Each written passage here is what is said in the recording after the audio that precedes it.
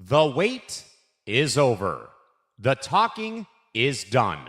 60 years of history have led us to this grass in Santa Clara, California. Today, the world stops to watch two titans collide for the ultimate prize. On one side, the AFC champion New England Patriots, a dynasty reborn, led by the phenom Drake Maye and the grit of Mike Vrabel, chasing a record-breaking 7th Super Bowl championship. On the other side, the NFC champion Seattle Seahawks. Sam Darnold's unbelievable redemption story meets the relentless new age Legion of Boom. It's a rematch a decade in the making, and the ultimate quest for the Lombardi on the biggest stage in sports history. You are locked into Clearing the Bench, and this is Super Sunday Takeover. ETB's coverage of Super Bowl 60 starts right now.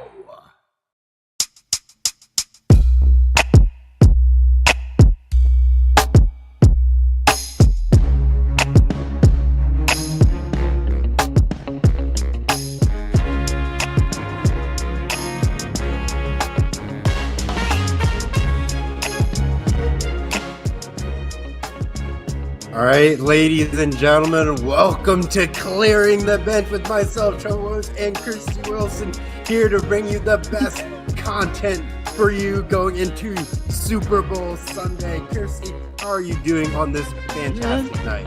Doing good. Excited for the game tomorrow, definitely. Definitely. It's a lot of festivities going on, a lot of media coverage. Great way to kick things off this glorious weekend that we got going on. Oh, yes. Should be good. Well, first things first, as we always like to do, let's do a little housekeeping, give people the grace of our schedule going on. After tonight's program that ends at 8 p.m. Eastern Time, we're going to roll into more Super Bowl coverage with ETB The Lounge, ladies and gentlemen. At 9 p.m. Eastern Time, 6 p.m. Pacific. Get here with more of our lovely co-hosts and colleagues as they break down more of the Super Bowl coverage. And also, we got to give you our Sunday slate of activities going on as well. Of course. For our ETB coverage, we got Zangers Part 2 with Gridiron Gurus at 11 a.m. to 1 p.m. Eastern Time on Sunday, and then followed up with Press Roar at 4 p.m. Eastern Time, 1 p.m. Pacific Time, with post-game coverage following Super Bowl 60, ladies and gentlemen. We got some great things coming your way to kick things off. But with further ado, let's just talk about the Super Bowl. Kristie, how do you feel about the Super Bowl thus far? The matchup between the Seahawks and Patriots. We're getting a part two. Sometimes the sequel doesn't go as planned, but we'll see if this is a better sequel. Oh, yeah, it definitely should. I'm hoping it's a better sequel. It's different coaches, different quarterbacks. The teams are not the same teams they were over a decade ago. I just feel this is definitely going to be interesting. Definitely going to be interesting. And hopefully the best team wins. I certainly agree with you on that. Yeah. But the question that everyone's going to ask, if Seattle's down by 5 again, and they're on the 1 yard line with 30 seconds left, what will they do? Will they run the ball or will they pass the ball again? And we'll watch history repeat itself. I know. Go for it. I was going to say, I hope not, because Mike Macdonald, the head coach of the Seahawks, is not Pete Carroll. So I don't think he's going to make the same mistake. I know. I think Sam Darnold was, asked that question too. I think a lot of people understand running the ball, but when you have no timeouts left, getting the big guys up is very difficult to do. So I granted, yes, running the ball makes sense, but if you run up the middle and you can't get the guys up fast enough, you just lost all the time. And then you're going to get the media flag saying, well, you should have passed the ball. Now, if it gets picked off again, now you're back in the same thing where you ran the ball. You can't win in that scenario. No, you can't. I think there's probably an alternative option that they could do. There has to be. You could do like a swing pass or a toss You and could stretch it out to the outside. That might make the most sense. Like maybe a little quick toss to like Kenneth Walker the third, and he can run in. Yep. There's that. Or you can do like a little past, like say Jackson Smith and Jigba. There are different possibilities here. For sure. But I don't see Seahawks making the same mistake twice. I mean, it's very possible that they make the same mistake twice. It's possible, but it depends if is Mike Macdonald gonna have like a brain fart or something when it comes to that situation? I have no idea. Well. Oh, geez. Hi, KB. Yeah, yes, go Seahawks. Definitely. But I mean, the more I think about the play, I think Sam Darnold could have his moment where we could have a Fernando Mendoza moment where he does a quarterback draw up the middle for the win. Or the Seahawks could do their own version of the tush push, which is not everybody's favorite play, but the Seahawks could do that. Or we could get a Philly special too. Who knows? There's a lot of trick plays that they could do in this scenario. Definitely. They could. Anything's possible. I definitely think that as well. But then you have Drake Maye on the other side. Yes. Looking like he's trying to have his little Tom Brady run, you could say. Restart the Patriots dynasty. Yes. With Stephon Diggs, as you could always compare to him as Randy Moss, but it has that caliber of that story. No big tight end, even though they have Hunter Henry, but they don't have that Gronk. So no, they don't. It's going to be interesting on how he kind of runs the show with it. What do you think he kind of has to do to get his first Super Bowl win and start his Patriot way and campaign? Well, I mean, Drake Maye's got to stay calm, first of all, because this is the same with Sam Darnold. First Super Bowl, nerves are definitely going to be there. There's no question about it. And definitely take advantage of the weapons that you have, like Hunter Henry, like Stephon Diggs. Also Drake Maye can run, so take advantage of that too. And I don't know. I mean, the defense, I think the Patriots defense has got to play tough. It's definitely got to play tough. I guess where we want to compare this Patriots defense, is it similar in caliber to the 2001 Patriots defense when Tom Brady first got to his first Super Bowl based on that intensity? Or is it slightly a step below that, you would say? Say it's pretty I say slight step below, but it's pretty close. Yeah, because I mean, them getting to the Super Bowl, not the easiest pathway, but they definitely had luck on their side. Starting out with the Chargers, and the Chargers had the worst offensive line, so that helped their defense. Playing the Texans. Yeah. Oh, I was gonna say, and Justin Herbert had the hand problem, so there's that too. And then you have the Texans, which is probably the only threat within their path run before Bo Nix had his injury in the overtime victory against the Bills. Guy. Yeah. But it pains me to have the Broncos get to that point and you lose your starting quarterback. Yeah. You decide to go with your backup, but they should have kept playing with the idea of bringing in an old timer for this one last job. I mean, it would have been a good idea. I understand you want to give, I want to say, the backup the chance to have his moment, but you're telling me you couldn't get find a way to bring Phillip Rivers in and lead the Broncos in, or go out and get Cam Newton to do it. Oh my God. And let him have a Super Bowl redeem arc. Yes. There's Super Bowl 50 Super Bowl 50 where you had the towel over he just had a 5-minute post press conference. He looked like a crybaby. Oh jeez. I'm sorry the Patriots had a softer schedule than the Marvel. I agree with you there, KB. But that's the schedule they were given. So, and that you can't fault the NFL for giving that schedule, because you know how those teams are going to shake out to that point. They got exactly. It'd be different if it was like college football where you had over 150 teams and you can build yourself a cupcake schedule. Like the NFL has only 32 teams. Out of that, you can't play yourself, so there's only 31 teams you can select from. Exactly. So I don't know either. We're probably going to get a very low-scoring game, I feel like. Probably. The defenses are going to probably clamp down in the first quarter, might wear down in the second. Probably. But that's when you get the halftime adjustments and things start to open up. There's going to be a busted play or a blown coverage. Something's going to happen. And the pressure's going to be on once you start to trailing. If the score is, let's say, maybe 10-7 at half, Yeah. I feel like a lot of teams are going to be confident, like we're still in this game. But if something happens where it's like a kickoff return touchdown in Oh, the yeah. second half, Mm-hmm. you know that pressure of a big play just happened. How do we march our way to come back to win it? Exactly. That's always the big thing.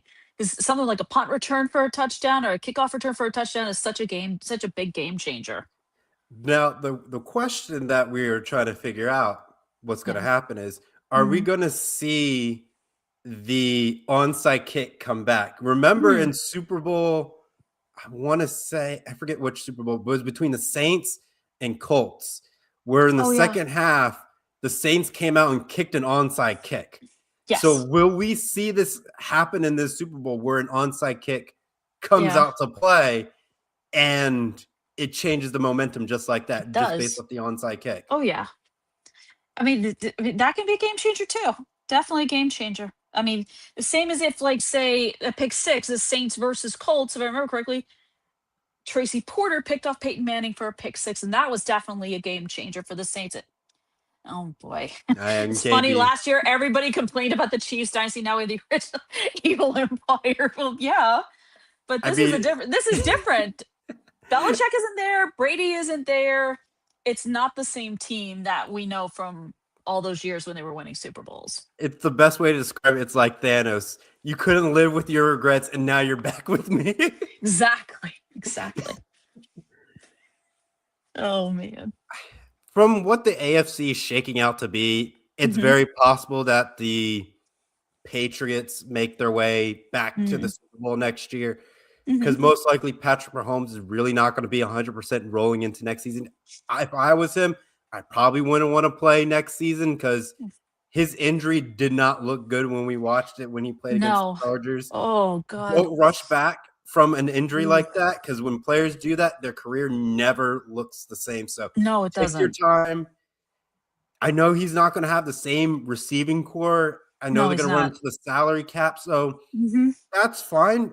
But if we're going to use the whole comparing Tom Brady with how his trajectory was, there was a point Yeah, where Tom Brady wasn't in the Super Bowl for quite some time, and then there he was. came back. So Yeah. Patrick Mahomes is similar on that pathway, but with Andy Reid getting a little bit older, there's going to be a new Hmm. head coach in the coming Then, seasons yeah. if Patrick Mahomes decides to stay with the Chiefs. Now, maybe something happens later in next 4 seasons, and Hmm. Patrick Mahomes has really 4 bad seasons back to back to back, and he ends Yeah. up on a different team. Then that's a discussion for a Yeah, it completely is. different day. Oh yeah.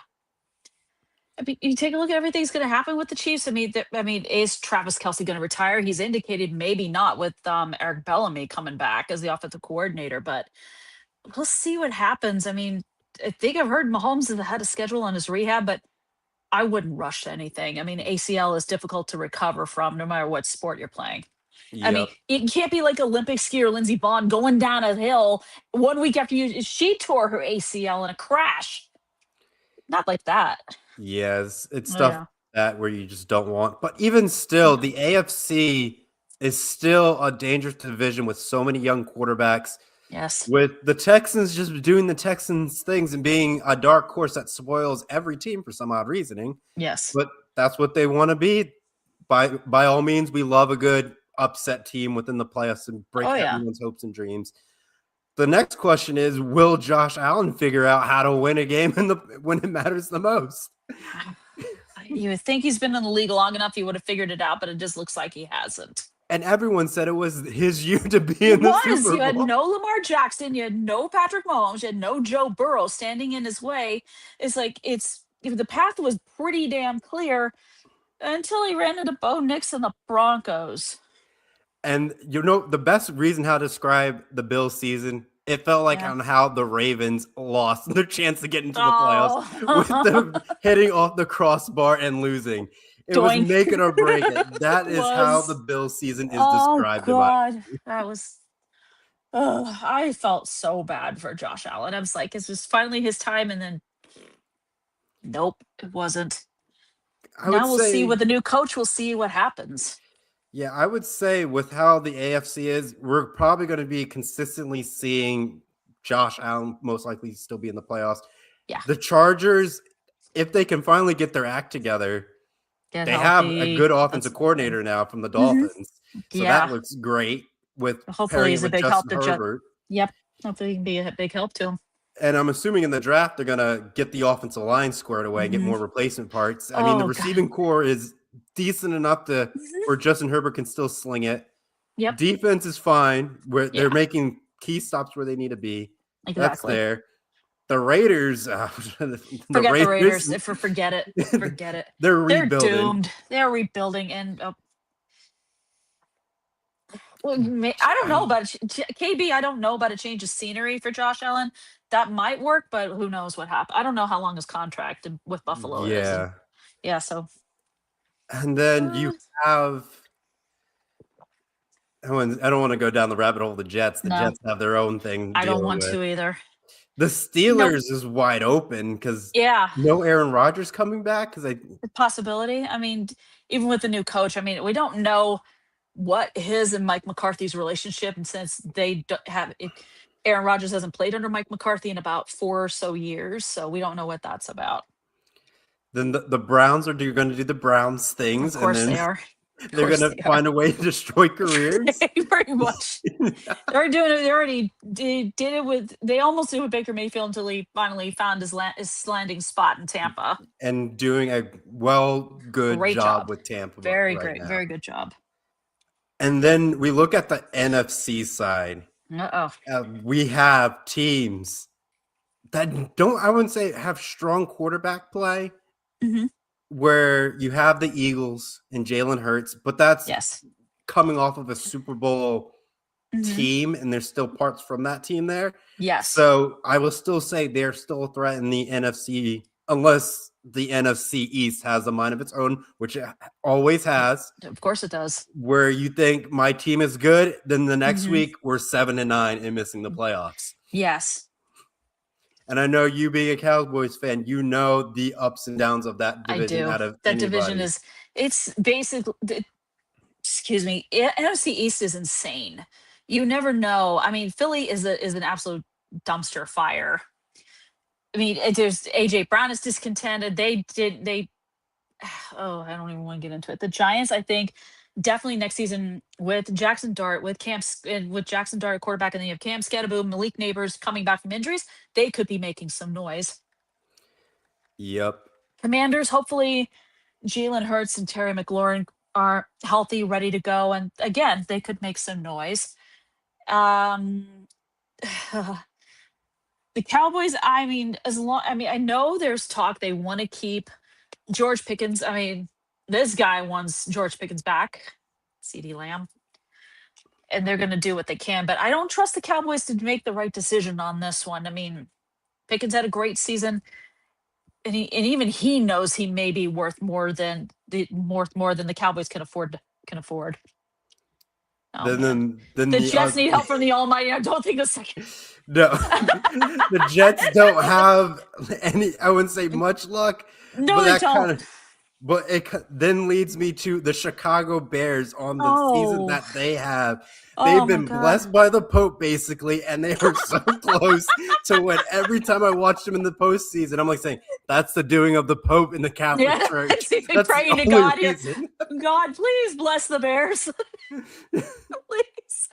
I was like, oh, no. I was like, they beat the Packers. Oh, no. They beat the Packers. Wow. And I'm like, this could be their year. They get to the Super Bowl because of the Pope. Come on. NFL script writers, what are you writing in there? What are you writing here? What's it? The Cardiac Bears? What's going on here? Oh my God.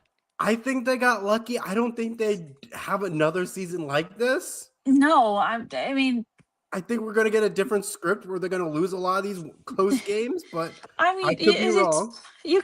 We both could be, but I don't know.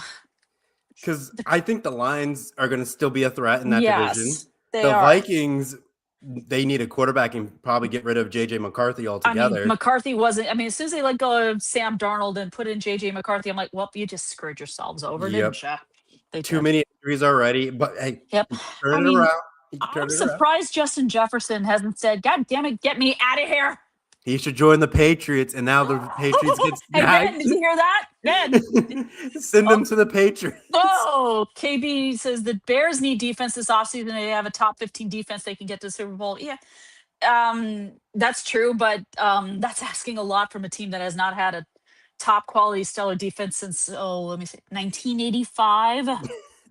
The I mean, Bears, they did those have Bears. the 06 Bears team that did reach the Super Bowl. That was That's another true. good defense. That was a good one, but I'm squad. talking about like a legendary defense led by the likes of like William the Refrigerator Perry and Mike Singletary. That defense was a once in a lifetime type of defense that elements of it have been seen on other teams, but it's never been like that ever since. Well, I want to say that Bears team did have Brian Urlacher, but I'm not too sure. Yeah, I think that 06 team did have Brian Urlacher on the roster. But for And them, he was a beast. they do run into offensive struggles. They don't have that offense to get over the hump. They haven't had that franchise quarterback where it's stylish. I know Caleb Williams is trying to be that guy. He's trying to. I think he might have a weird Baker Mayfield complex where he has his ups and downs. And the day he leaves the Bears, he's going to have get tossed around the league a few times, land at a spot, and have a good career after that. Hold on. Bet the 85 Bears defense would be illegal in today. Yeah. I think that would be, it's so true, KB. It's so true. It would be illegal because literally half the things they're doing are now banned today, which sucks. And then you have the Packers and Jordan Love. Even though Jordan Love did have that injury towards the tail end of their season. He did. But again, outside of that injury, I thought the Packers were going to be the team to get to the Super Bowl and be that dark horse that everyone was counting out. Because there was a stat line out there, because the NFL loves stats, where when the Packers quarterback hits the age of 27, there's a chance for them to win a Super Bowl, which has been Brett Favre, Aaron Rodgers. They were both the age of 27. I think Bart Starr was the age of 27 and during Super Bowl I. I think so. During that, if that holds true, in retrospect, it should have been this year. But now next year, Jordan Love is going to be turning 28.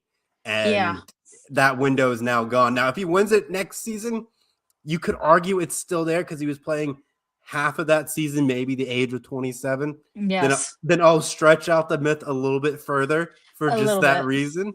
But outside of that, if that keeps happening, then I'll be putting my money in a Super Bowl for the Packers if it was like that. Yes, if it was, I would say for the Eagles, to me, it's similar mindset because within the 2000s and going up to present day, when they play in the Super Bowl, the Eagles will always lose their first Super Bowl appearance. But if they get a rematch, they win. And we saw that. In 05, they played the Patriots. And then 2017, they beat the Patriots. They play the Chiefs first time, they lose. And now they played the Eagles recently, and then boom. Super Bowl 59, So, in my eyes, if the Eagles make the Super Bowl, bet your money that they're going to lose. Yep. I'm just going to make that. take my word for that. It's just how it is. And then you have the NFC South. Geez. The division nobody wants to win. The division that gets into the playoffs, and we're like, why? Why? It's like, do you want a participation trophy? Okay, here you go. There's a team that has an over 500 win record that gets left out because we have to let the divisions in. Yeah, exactly. I mean, is it fair? No, but it is what it is. And then you have the NFC West with the Rams. Now you have your Seahawks. Yep. You have 49ers. The Cardinals. The team that can't figure things out with a stellar defense, and now everything's aging out on them, and their Super Bowl window, in my opinion, has closed at this point. Yep. But with how weak the NFC is, they can make a resurgence and lurk for a couple more seasons. But I think there's going to be a team that's going to start to rise up in the East. Yeah. The Eagles, I would say, definitely on a downtrend a little bit. They could get a few spare parts, be right back in the conversation of getting to another Super Bowl. Definitely. But again, there's just so many dark horses. Like, I think the Rams can come back next year and hopefully they don't have any injuries. Oh God, I be hope back not. in the Super Bowl hunt again. Probably. They had a good chance this year, but fell a little bit short. They did. I mean, Matthew Stafford, MVP. I mean, and he plans on coming back. So we'll see what happens there. I mean, if the Rams got that, you're really setting up the Yes. 2000s all over again. Yes, you are.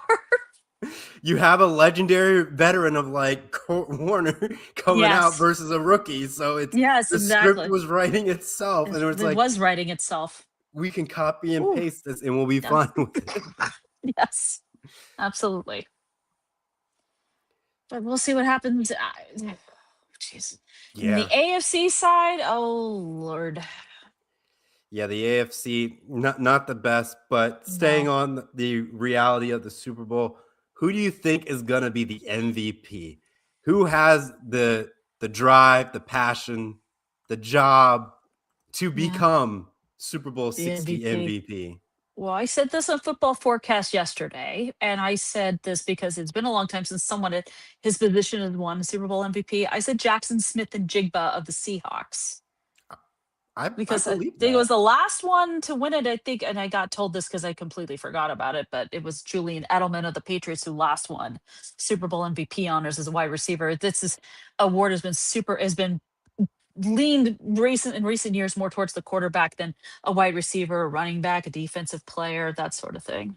Yep, I could see that too. On the Yeah. Patriots front, I could see hmm Stephon Diggs if he has a big night, another hmm good receiver choice in that One sense. of the one of the prop bets they should have had is how many times is the camera going to cut to Cardi B? Who'll probably be in the stands cheering her Yeah. butt off.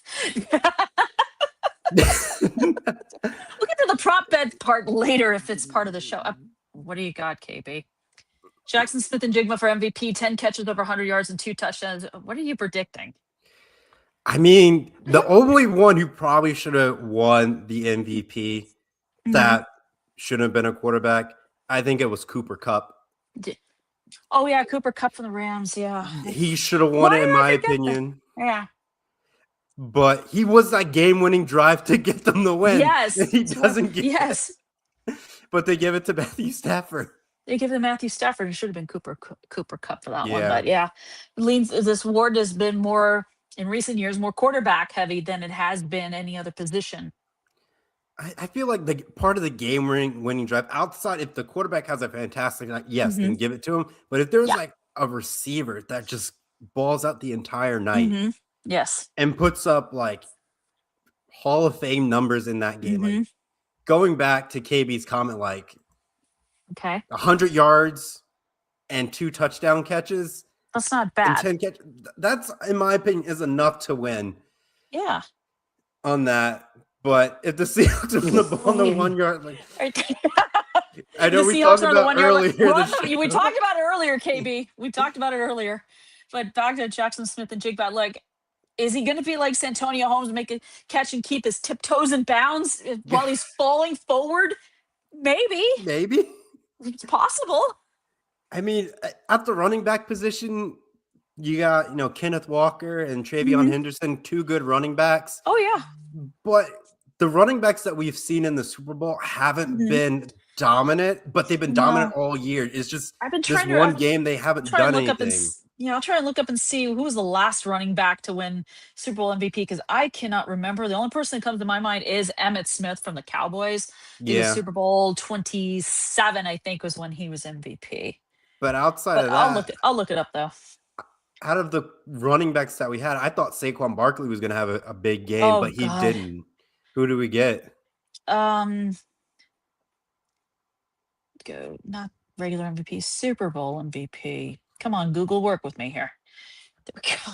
Terrell Davis of the Broncos in Uh, Super Bowl 32. That was 1998.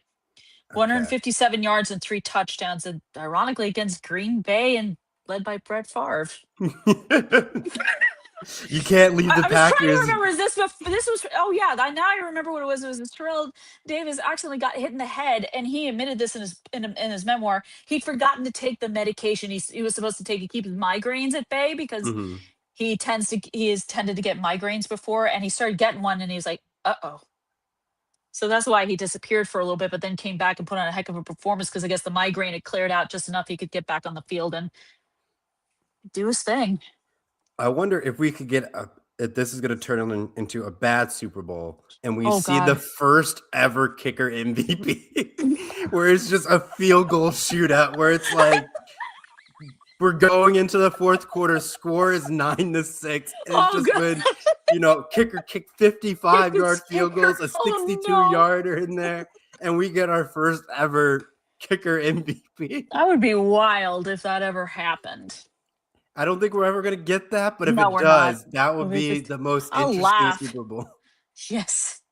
I'll just laugh my butt off if that ever happened. Oh. We can't get into the red zone, so we're just kicking field Yeah, goals. we're just kicking it in there. We don't care the distance here. Well, if it's a Super Receivers Bowl have record 50 for- yards receiving or less. Quarterbacks have under 100 yards passing. Running backs like 40 yards. It's not going anyone's way. It's not. No, it's not. And we just got our not. kickers out there. Get in there. Now, Oh, man. a fun thing that we could get is a overtime in this Super Bowl. It's happened before. And we go into a second overtime. Oh, my God. So we will. That That's would be wild. first ever in Super Bowl history if that happens. Yes, double overtime game. But how much does the rules change? Do we just go back to the same rules as the first overtime, I or would is think at sorry. that point the next score wins in the second overtime? I don't know. If we were doing a double overtime, it would just be first team that scores wins, and that's it. Yeah, I That's feel how like I a would do team it. needs a rebuttal though. But Exactly. at the same time, Exactly. And it's like you figure these guys are tired, exhausted. They've been playing for a while. They've been getting banged, beaten up, ripped around like rag dolls. So the it's Super like if you go Bowl- to a second overtime, just say, all right, whoever scores first, you win. Congratulations. I mean, the Super Bowl is already 3 hours now. Imagine going to a second overtime. It's like watching a second half of an NFL game at that point. We got more free football. I don't think fans are going to complain, but No, they're not going to complain. But I think the players are going to be like, ugh. the viewership will so start to climb tired. if they see the second overtime. And then we'll be watching like, okay, how many more new commercials are we going to be watching during this? There won't be any. There's just going to be replays. We're going to run out of commercials. Here's the replay of the Jake from State Farm commercial right here. Like, we've seen this from the first half. I'm like, yeah, it's like, wait, did like we see this in the first half? Oh, yeah, we did. the TV producers don't know what to do. We don't know what to do. And it's like we ran all of our commercials. It's We like ran all of our commercials. We ran all of the movie trailers for all the movies coming out this year, that sort of thing. What else can we do about it? I have no idea. We have no idea what they're going to do. Advertise the newest shows with the season premiere on NBC. And going with more of like Sam Darnold and his possible Super Bowl MVP campaign, which most likely will go to him. Yeah. If the Seahawks win, what stat line does he have to produce? Does he have to hit close to 200 yards passing with 3 passing touchdowns to get the job done, to get the MVP? I don't think it's that requirement. No, I don't. But I don't think so. I mean, if he even gets so much as 275 yards and 2 touchdowns, that'll be enough to secure MVP for him. You don't have to be throwing it all over the place and throw for like 500 yards and 4 touchdowns. That's impossible. Unless it's I don't think it's one of those passing games where you have both of these quarterbacks slinging. Like Drake Maye really doesn't have that 200-yard game most of the time. Oh, he likes to play close, as he does. This Patriots team has been showing in the playoffs. Now, outside of the AFC Championship game, you got the snow in there. It changed the landscape. It did in that one, but this you're talking about the Bay Area, which I think it's gonna be nice weather. I think. Yeah. Let's see. So he can't really play on that. Like we saw how he was playing against the Chargers. Like if the Chargers had a functioning line, the Patriots could have lost that game. They could have. But their defense stood tall and bailed them out countless times. It gave them some good field position when they needed the most. And it's going to be 66 degrees in Santa Clara, California tomorrow. So weather's not too bad. That's good. That's good weather. And look that up. I think even on top of that, Drake Maye could have a great start He could. But I feel like he's going to have nervous. They're going to run the ball, and it's going to be 3 and Yeah. out. I think mean, that's how they're it's going to set out the tone. 3 and out, punt it. And then they're going to open up in their second drive with maybe run the ball, some play action, and another 3 and out. Maybe get a first down or 2. Oh, KB. I have the Ghostbusters on standby for Sam Darnold. Yes. No, I'm just going to think of Dr. Seuss, Sam I Am, Green Sam Eggs I in Am. Hand. Yeah. Sam I Am, I can throw this ball. No, I cannot, said Sam I Am. Oh. I'll just hand it off to Kenneth Walker III. Yes, I can. Yes, I can. Passing the ball. No, I can't. I can pass the ball. No, I can't. Hand the ball to Kenneth Walker. Yes, I can, because I am Sam I Am. Sorry. Said Sam I Am. Said Sam I Am. Yes. We are Dr. Seuss over here. Just having a lot of fun with this. We certainly are. Yeah, the Ghostbusters references to Sam Darnold was with the Jets, as we all know. He said, I think I'm seeing ghosts. I'm like, really? Keeping on lines with Yes. the fun banter that we have. Yes. First Super Bowl commercial. What do you think it's going to be? Oh, God. It's either going to be a trailer for an upcoming movie, or I'd probably go something like, I know Budweiser's going to have a new Super Bowl commercial with featuring the Clydesdales. So either one of I'm going to go either one of those two. Yeah, I could see that, a movie trailer. I feel like the movie trailer might be slightly a little bit later on. I could see. Probably. I mean, if they show the trailer for, say, The Mandalorian and Grogu, I'm going to be like, yes! Yes! I think a drink commercial will definitely be the top front runner. I could see Doritos making a statement and putting something out there. Pepsi will probably be in there. Yeah. Yeah. I could see Pepsi. Pepsi. Coke. Yep. I could see a stretch, but that kind of leads into the whole Super Bowl halftime performance. Since it's run by Apple Music, are we going to see like an AirPods trailer come out or something like that? Maybe. I wouldn't mind the Coca-Cola polar bear hanging around. No, the Pepsi should take that a step further. I know they made, I think, like AI content for it. They probably did. Where they did. had the polar bear do a taste test and they ended up picking Pepsi because it couldn't taste any difference. Right. I know. So they could do that, but I think we're just going to see a lot of AI generated Super Bowl commercials, and we're going to be upset about it. We are, until eventually you're going to have a car commercial with a famous actor driving like a Nissan or something like that. Yes. The new Nissan Bronco or Nissan Rogue. Nissan Rogue, and the driver of the vehicle is let me think. Oh, I don't know. Probably Woody Harrelson. I have no idea. I mean, Matthew McConaughey, I think he did some car commercials for Lincoln, I think, a long time ago, and people got mad. I'm like, what are you doing? Yeah. I don't know. Could we see... I still like the drink idea being like the very first. You could either do like Pepsi, Budweiser, Coke, maybe Guinness. There's different beverages out there that you could do a Super Bowl commercial for. Miller Lite, I could see Miller Lite. Well. There you go. Michelob Ultra. There's another one. Let's see. Corona, yeah. Corona's a good one. I mean, if you're into beer, that's a good one right there. Will we see Kellogg's make an appearance with some like Tony the Tiger? Because we haven't seen that in a while. Yeah, we haven't seen Tony the Tiger in a while in a commercial. If he's Frosted Flakes Super Bowl commercial, hey, why not? What? There's going to be a commercial for. I mean, at that point, just do Buffalo Wild Wings. I got one. Pizza. I think I know where KB's going with this.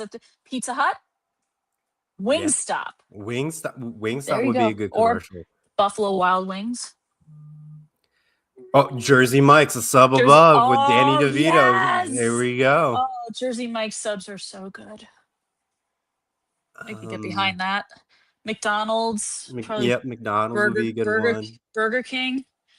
Let's see. Would we see Chick-fil-A do a Super Bowl commercial? Maybe. Popeyes, probably. KFC is another possible good one. There you go. KFC, definitely. Let's see. We hit a lot of the major ones that would be in a good contender for the first commercial. It would be. Definitely a good one. Taco Bell, not a bad one either. I wonder If if we're you're gonna. into, that's if you're into tacos. Yeah, Taco Bell could be a good one. Would be. I think so. It'd be funny if Pepsi does a Mountain Dew commercial because I think they're owned together. Yeah. I think they're on the same So company. Let me if grab we could get a something Mountain Dew commercial, that would be right on here. point. Mountain Dew, Baja, Baja yeah, Blast. Baja Cabo Citrus. Oh, This is what I've been drinking in this cup for a while. So I just figured whip this out, and I need to refill my cup anyway. But there's one idea. there we go. Maybe Mountain Dew, because they have so many different flavors, from like Voltage, Code Red, this one, and regular Baja Blast, that is now in literally every grocery store, not just exclusive to Taco Bell. Yep. Yep. So it's definitely a lot of possibilities for food commercials, movie trailers. I know there's probably going to be like Progressive Insurance, State Farm, that sort of thing, or so many different kinds of commercials. A lot of them are like really weird. Like I saw one insurance commercial where they're herding cats, and I'm like, what? Are you serious? Who came up with this idea in the first place? That's weird. I could see an Allstate commercial with Mayhem, Oh yes. or we could Don't get a protect State yourself from Farm, mayhem like me. or we could get a State Farm commercial as well. I wonder if it would involve Jake from State Farm out on the football field catching a touchdown. There's an idea. Then you got Liberty Mutual. Yes. Or Liberty Bibberty. Liberty Bibberty. Liberty Bibberty. Or you can have the one guy and the emu. Yep. From Liberty Mutual. Yeah, that would be. Oh no. You might hear a commercial with me. Oh yeah. If that happens, I'm geeking out over that one. It would be so good. And then I wonder what the last Super Bowl commercial is going to be to round up the night. I have no idea. You know what? It would be funny? Yeah. If there was an injury timeout and they bring out the Burger King Whopper commercial again. Whopper, Whopper, Whopper, Whopper. I think we need that, but I know a lot of people saying that we're bringing back 2016. So are we going to see a former 2016 commercial, but make it 2026 style? Exactly. Add that modern touch to a commercial that's like 10 years old. Why the heck not? Get the new and improved Whopper.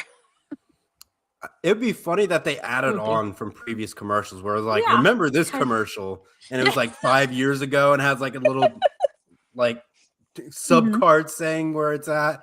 And it's like, pick up where we are today. Yeah. This was us 10 years ago. This is us now.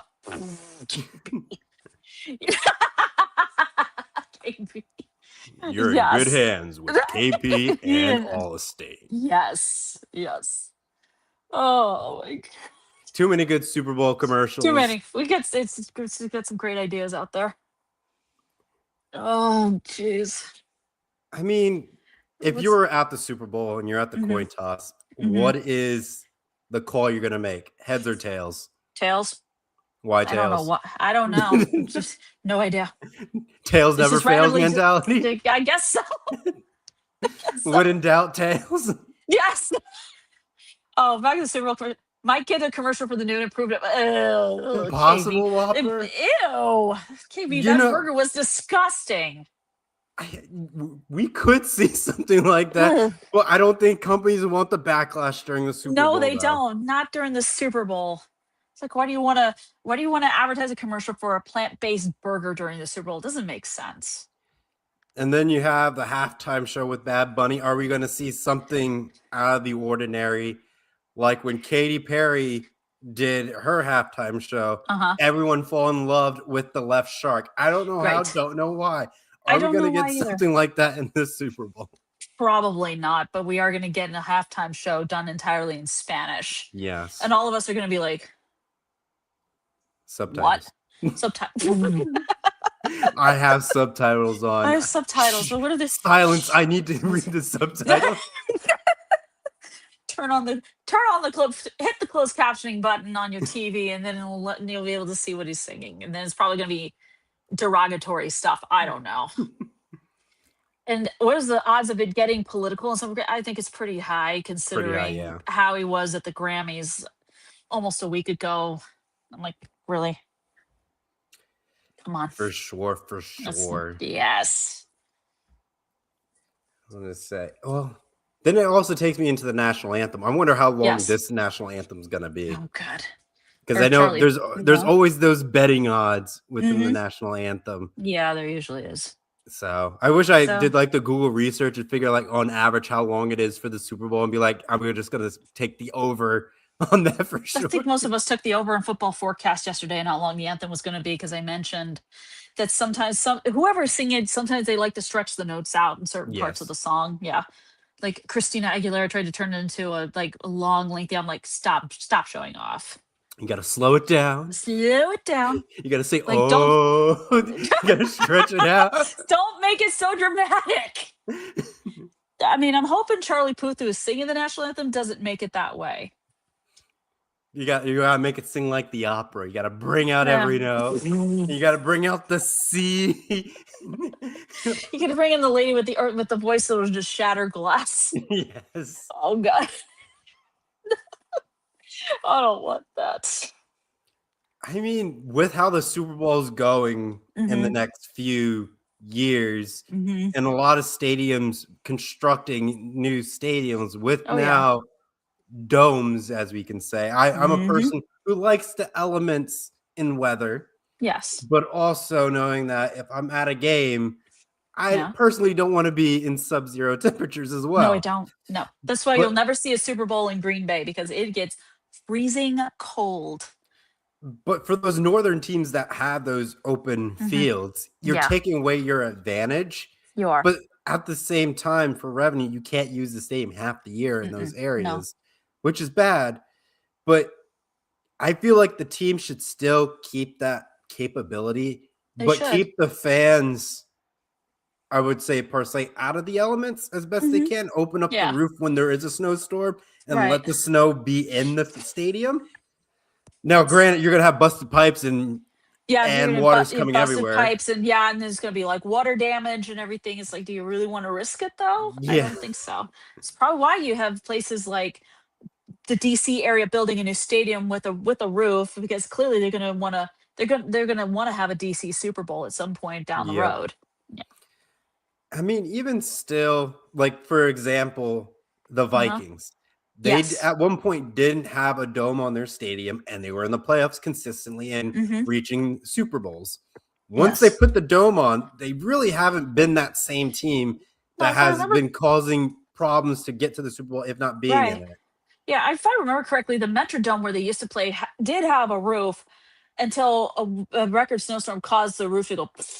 Yeah, there's also that. Snow fell in. Yeah. Probably why they were eager to get US Bank Stadium finished as quickly as possible, because they're like, we don't want to deal with, like, say, a record-breaking snowstorm and have that happen. But then you have people in Buffalo who are dedicated to shovel their way to the stadium. So every unemployed person in Buffalo, New York's gonna has shovels and snowblowers ready to go when they go to that stadium in Orchard Park. They will clear the highways. They are their own highway patrol. They are. When you see the snow plows, no, you're going to see that GPS of someone in a Ford F-150 driving down with their plow in the front. They just go, there you go. Just going down, be like, we are going to get to this Bills game. And the Bills organization will give discount tickets to those who can discount tickets. They'll feed you. They'll give you hot chocolate. They'll pay you good. But no worker benefits. No worker benefits. No. Free labor. That's how they operate in the NFL. Yes. Because we're a nonprofit. Nonprofit, exactly. Oh, dear God. Because the teams that are supposed to get new stadiums, I think Bills, Browns. Yeah. I think Titans are in the mix of getting one. Maybe. I know Washington. I mentioned DC's going to get a new stadium because I saw the artist rendition. It looks incredible. Looks really good. Honestly, I feel like the Miami Dolphins should get rid of Hard Rock. I hate looking at Hard Rock. The more I see it, there's good value to it. Yes, the orange roll is played there. But we But the have these Dolphins need mega their own stadiums place. that we have now at this Yes. point, and I think they're overdue based on their market. Yes, you're going to Hmm. have your national championship game, thus we have there, Yeah, but I feel like it just is too small it is. to capacity. Like the Mercedes in Atlanta, Hmm. in my eyes, is the crown achievement of where a Yeah, national championship should be played exactly. I in the mean, it modern looks era until a new stadium is constructed to right. I surpass it. mean, that stadium in Atlanta to me looks like a Crystal Palace because there's so much glass It's and everything. It's massive. so it's so beautiful. And then you have SoFi Stadium in suburban Los Angeles. It's like, wow. It's amazing. It looks incredible. Like you could do anything, concerts, any type of football game. Doesn't matter if it's NFL or college football national championship. You can do anything really. Yep. I mean, Oh a yeah. lot of NFL teams are in that Hmm. ballpark where they They just are. don't fit the bill to Hmm. host things.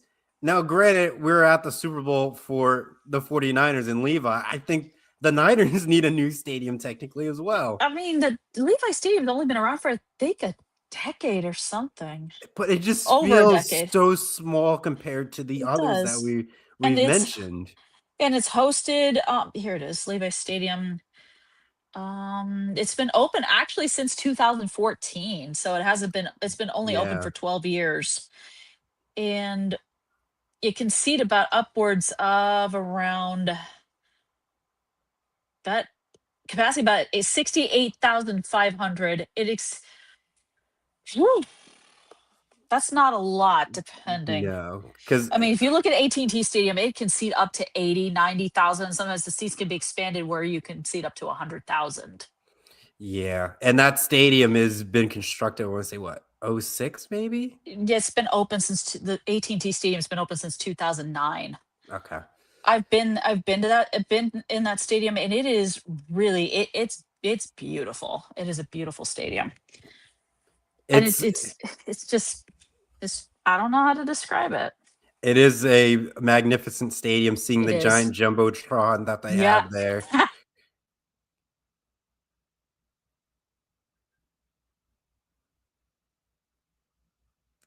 Kirsty, did I lose you or did I lose myself? You still there? You still with us, guys? Did I lose connection? Hello, guys. Guys, you still with us? Okay. Well, with some technical difficulties that I'm seeing on Kirsty Wilson's side, we'll continue the stadium conversation. Hopefully, she'll rejoin us momentarily as she gets things together on her side. But going on top of the AT&T stadiums for that point, ladies and gentlemen, I will say that we lost her. So hopefully she'll join us back relatively quickly, ladies and gentlemen. But with the AT&T Stadium, there's many other stadiums that I could see getting that nice, other opportunity. Sure, we have Arizona with the Cardinals as they hosted the Fiesta Bowl for countless times so far. But then you have, for Levi Stadium has in years past hosted the Pac-12 championship game as well, ladies and gentlemen. So a lot of these stadiums do host these big major events across the board of having these moments for sure, ladies and gentlemen. But we're getting to the point where the stadiums are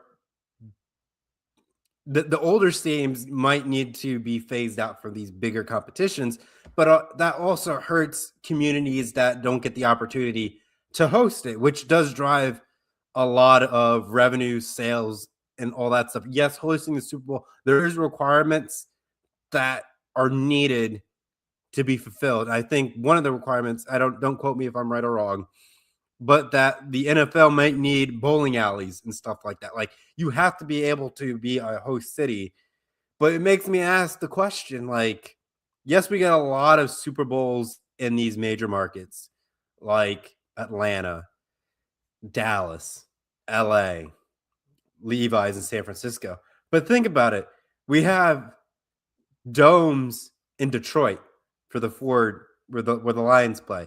We have Indianapolis. I think they've hosted the Super Bowl like once in quite some time. So we're starting to stack up. On top of that, the Bears are in the process of maybe relocating or getting a new stadium as well. So they might have a roof, and we might see a Super Bowl up in Chicago, ladies and gentlemen, on top of that.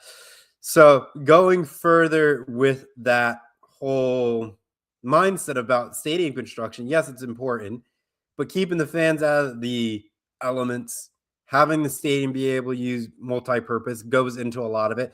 A lot of these new stadiums construction are paid with city's taxpayer money, which will drive on how the city receives that team, or the team leaves and packs up shop, which does impact a city's tourism value, income, and it impacts a lot of people, but also creates new opportunities for another team to join in that sports market.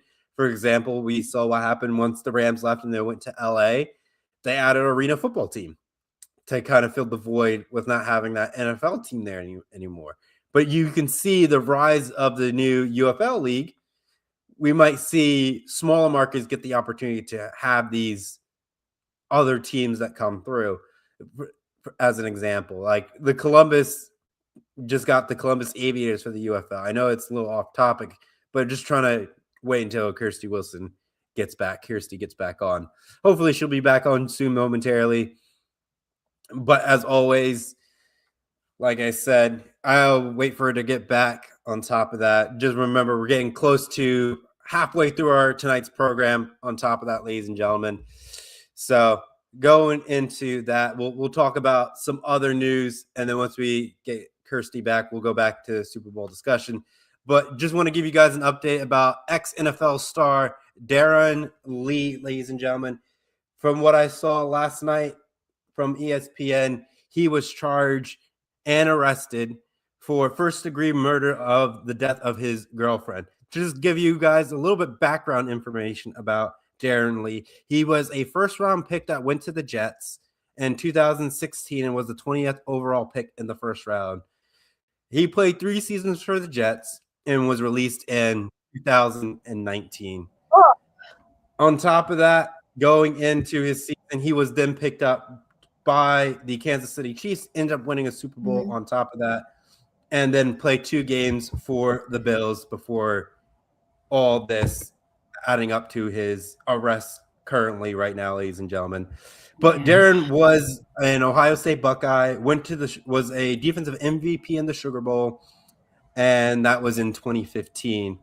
When first responders got to the location and found his girlfriend, they tried to perform life measuring capabilities to save her, but once they did all that, they identified her as deceased. So what the charges that they have him with as related as a result of a homicide, and Darren was also charged with tampering of evidence, and his court date right now is set as February 11th. But also on his record, he was arrested and charged with domestic violence in 2023. Ooh. So not looking too great for this former NFL star. It's a shame. I don't know what the confrontation was to lead up to this moment of him murdering his girlfriend. Don't know what the full altercation was, but that was the information that I was able to gather last night on this NFL superstar. Jeez.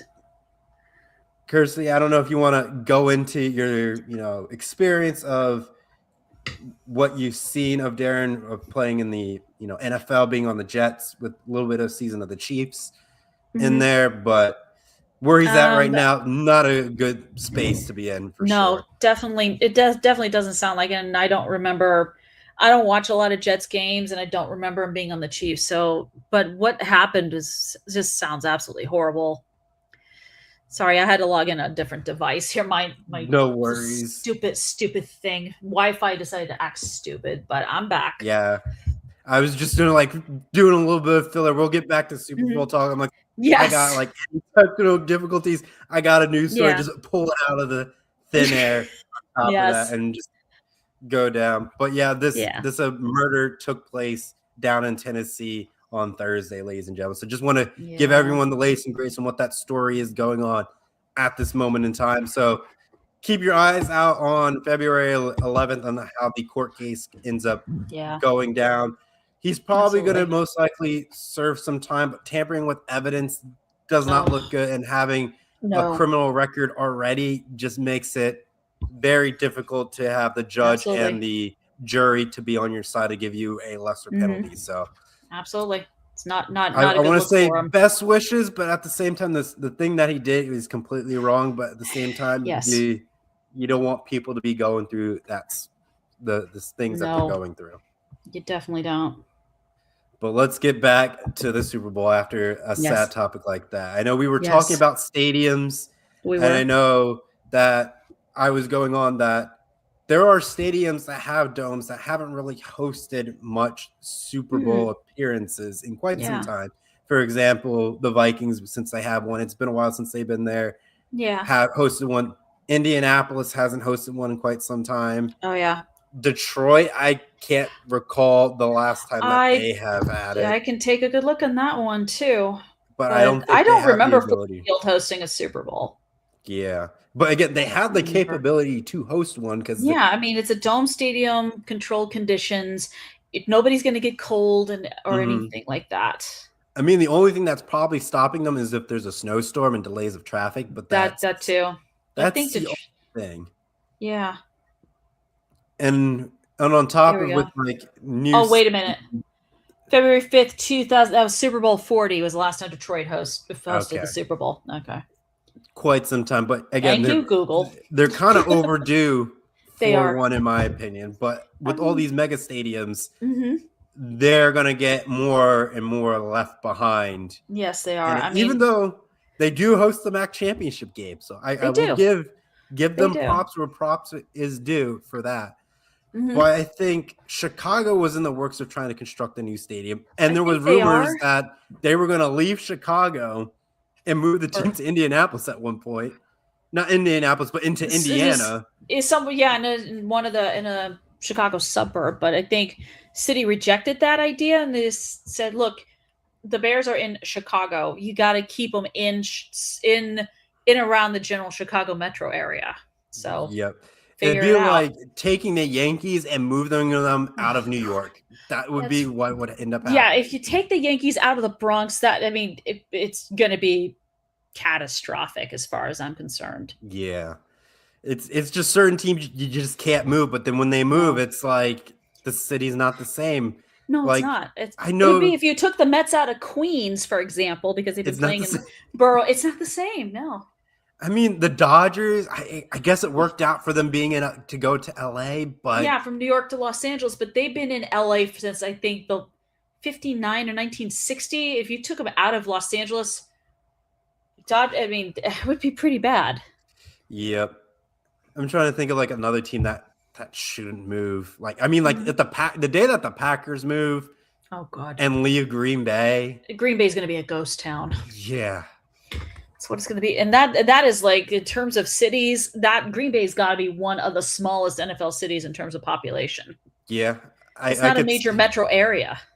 If they had to move, I would say they would move the team to Milwaukee, but the Milwaukee Packers just does not ring like the Green Bay Packers. It just doesn't fit at all. Just doesn't. We were talking about Miami before my Wi-Fi decided to act stupid and cut me out. But I don't know what the city's problem is that you're willing to build the Marlins a new stadium for baseball. Why can't you build a brand new stadium for the Dolphins to play football? You can keep Hard Rock Stadium for the Orange Bowl, make that exclusively a college football place, but the Dolphins deserve to have a big, beautiful new stadium with all the amenities. Yep. Miami is the place for that. It is. I wouldn't say it's like the second Vegas, but it's the Vegas of the East Coast. Yeah. The best way to describe it's the party city. It's the nightlife city. Yeah. The restaurants. Outside of Atlanta and New York. The like nightclubs, that is everything. The Vegas. Miami Beach is like one of those hot destinations. Mm-hmm. Yeah. I mean, So and I the warm and it's definitely nice weather pretty much nice weather year round, year-round. except for when a hurricane's barreling towards your city, then yeah, it's Yep. not so nice. But I mean, you got a lot of good teams down there. You got the You do. Jacksonville Jaguars down Mhm. there. their stadium Tampa Bay's down Yep. there. I've been there. So it's like there's teams there Oh, and they yeah. have their stadiums. Yep. I mean, national championship Miami's games aren't played at the Jaguar Stadium. They're not played in No. Tampa. They're always Nope. played out In Hard Rock. Miami. Hard Rock in Miami, yeah. Yep. Oh yeah. So That's crazy. I mean, we're never gonna see a Super Bowl in Denver. Never gonna happen. No, because Denver, they always play Mile High, everyone would die. Mile High, the elements. I mean, nobody cared during the game, during the Patriots Broncos game when it started snowing, and everyone's like, "Wow, look at this!" Snow in the playoffs. It's been some time since we. Wow, snow game. It's been a while since we had Been a while. Yeah. I didn't see anyone. I didn't miss see snow anyone out there games, making though. snow angels out there, but it would have been cool if it had happened. Yeah, I do definitely miss snow games in the NFL. Like, I think it's one of those things Mhm. growing up. It was one of the most things I looked forward to, Yeah. having the opportunity to play in snow. I never had the chance. I've played in rain before and all that Right. stuff. Practice in the rain. Yeah. Never played in snow. I think that's No. probably the one thing any football player's dream Yeah. growing up is to play in a game of a snow football In a snow game. Yeah. I mean, they've done it in Cincinnati. I think done it in Cleveland. They've done it in Philly. They've done it in all the places that have, stadiums with no roofs. They let the snow come in and everyone's like, okay, go ahead, have some fun. I mean, Philly's notoriously bad for the snow because they throw snow at you, so it doesn't matter. Oh, yeah. Snow. The fans all like, there we go. Bad play, snowball on the field. Snowball. 15-yard penalty, unsportsmanlike conduct. And they needed to go on the PA announcement. Please do not throw snowballs at the players or the officials Or the for coaches. bad misconduct. You will be ejected, and You you'll will be ejected and escorted out of the stadium, and you will be put in jail. Yep. You always have to put it on there. Got to keep the fans riled down. Yep. Because sometimes these fans take it a little too seriously. Yep. They do. I mean, we saw that happen. I don't say this year, if not last couple of college football seasons, where there was a bad play call and people started throwing things on the field. And I think it switched the play call to what ended up happening. You've seen like food trays and empty beer bottles and stuff like that. I'm like, yo, that is dangerous. Dangerous, yeah. So dangerous. You could hurt a player or a coach or an official or yourself. The ones I fear the most from are from the upper balconies that don't make it to the field and they hit the fans as it comes down. So it's like when I see someone throw a can, I'm like, I hope it doesn't hit me, because if it hits me, I'm like, oh no, where's the mistake? I got it. It's not a pretty sight. No, it's not. So I'll take a snowball to the face, but not a beer can to your noggin. No. Yeah, not exactly. Not a 16-ounce beer can. No, definitely not. That probably has a half drinking beer in it, so that's probably it's gonna be bad. It's gonna be so bad. Oh. I mean, we're halfway through our glorious show, but we could talk a little bit about the Hall of Fame class of 2026. We got Drew Brees, Larry Fitzgerald, Adam Vinatieri, Luke Kuechly, okay, and then Kuechly, and then Roger Craig. Roger Craig. Yeah, I think he's a 49ers legend. Yep. So wait a minute, I think he was responsible for the catch, I think. Okay. I think he was. But out of like the 5, I mean, it's a good class. I'm not going to complain against. I mean, Drew Brees has a great NFL career. Same with Larry Fitzgerald. Adam Vinatieri has been in the league for quite some time. Many Super Bowl wins. I would say he's definitely a fantasy kicker of mine. Yes. But Roger Craig was legendary running back for the Niners. I think it was 1983, I think. Yeah. In the NFC Championship. Oh, yeah. So, yeah, he was a big part of the Niners' success in some of their super. I think it was in three Super Bowls. I think he was a part of the Niners. Gotcha. Yeah.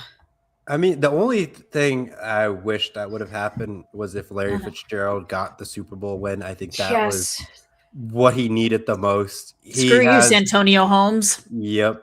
I mean, gets a touchdown, stays in bounds on his tiptoes while he's falling forward, about ready to hit the turf face first. Again, there's many players that deserve a ring, but they don't have it.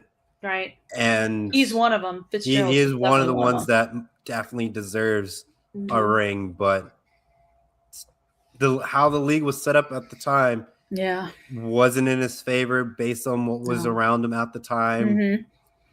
Just wasn't there. Even though the NFC did have a few teams here and there for them to get through, but as we got later into his career, you got the rise of the Legion of Doom in Seattle. Yes. And then the 49ers building up their defense. They were locking him down, and he wasn't the same speed by that point. No, I mean, he was getting older, and he was losing a step, and that's honestly sad, because he definitely deserved to win a Super Bowl at least once in his career before going into the Hall of Fame.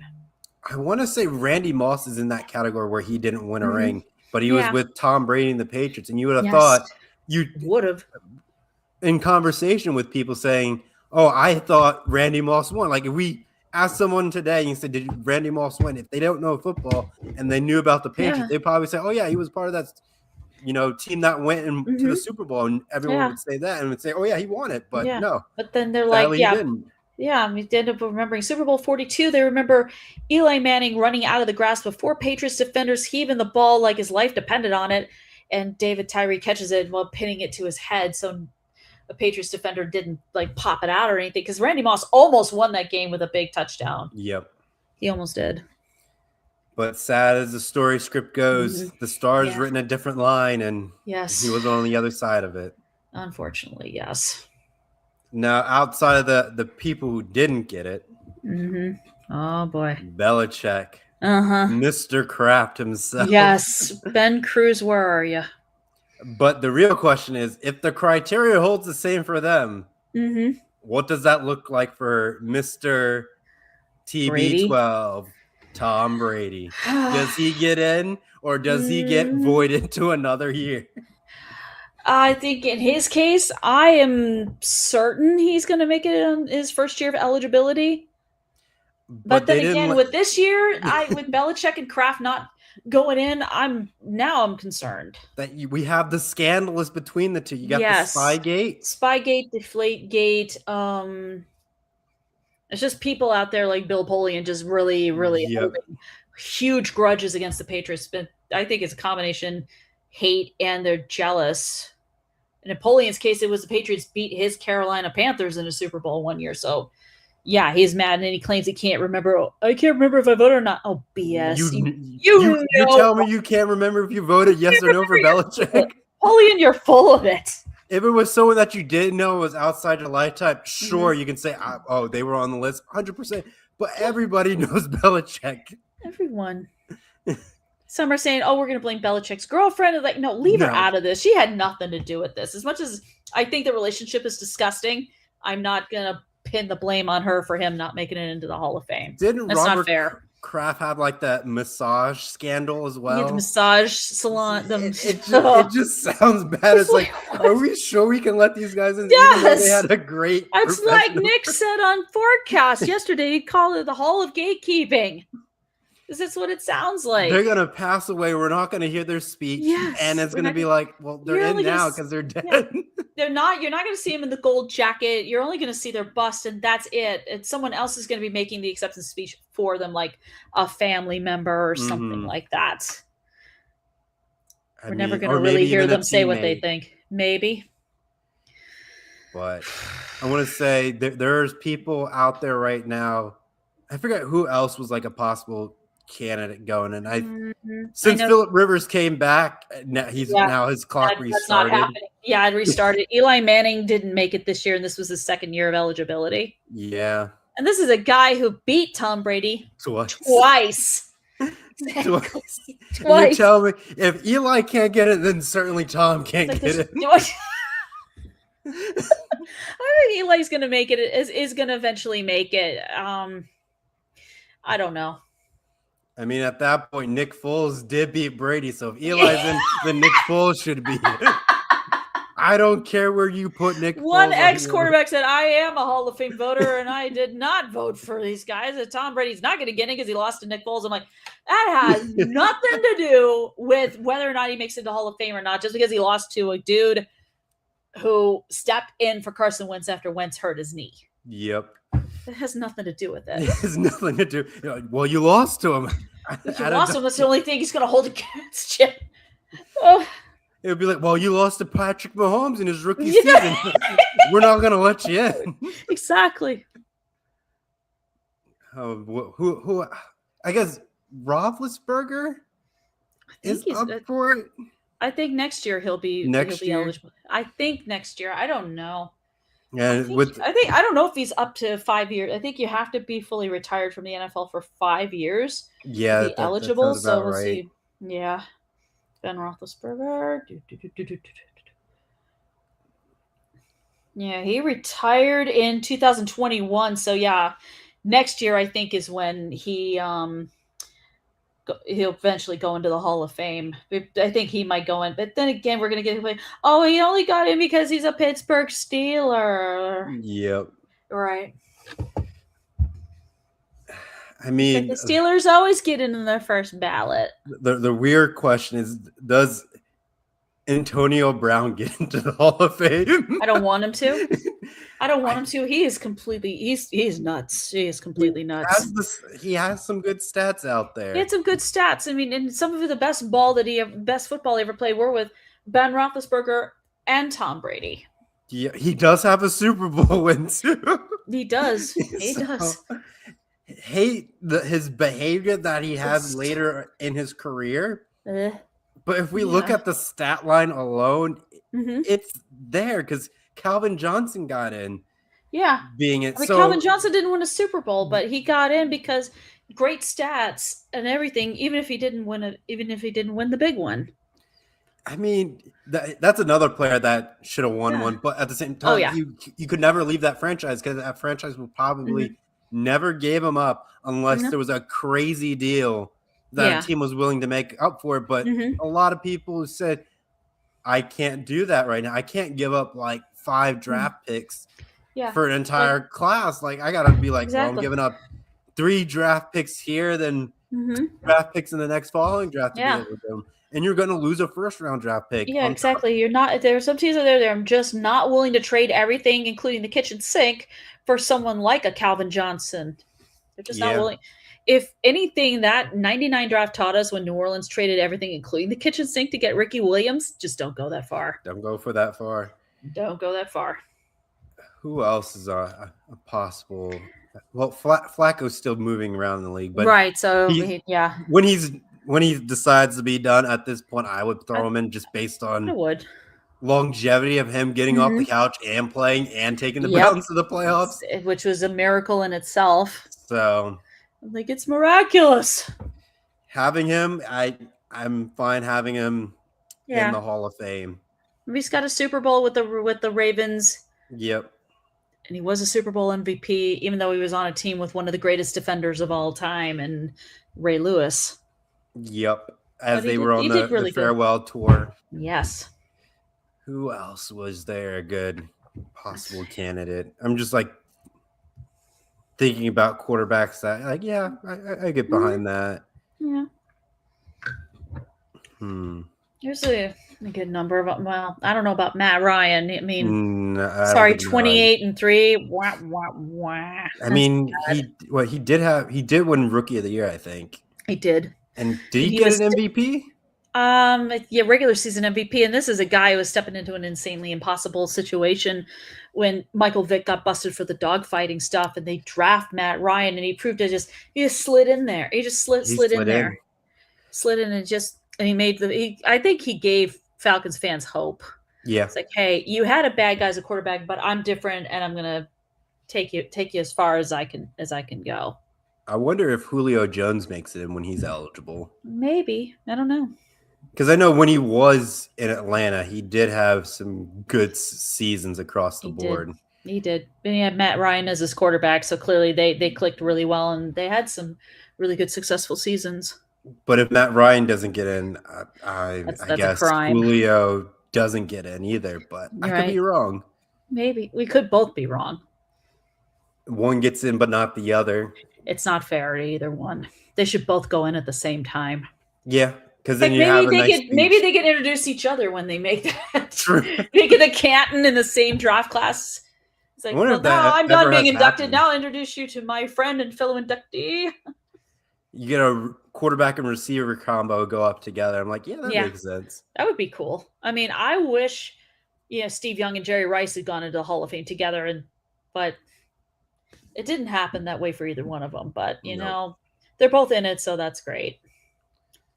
I guess Mike Tomlin gets into the Hall of Fame for having. I mean, his playoff record isn't pretty. But his regular season record for not having 19 straight seasons without going underneath 500, that is a Hall of Fame stat number. That is across the board. I think he was one season away from tying the record set by the Dallas Cowboys with Tom Landry, because they did 20 winning seasons, 20 seasons and 20 winning season, 20 years, 20 winning seasons. But yeah, within the modern NFL, it's hard to even do with that. So hard. I mean, and now with possibility of an 18-game regular season, oh boy, it's going to be way more difficult. I personally don't like preseason as much, but I understand not a big fan of it either.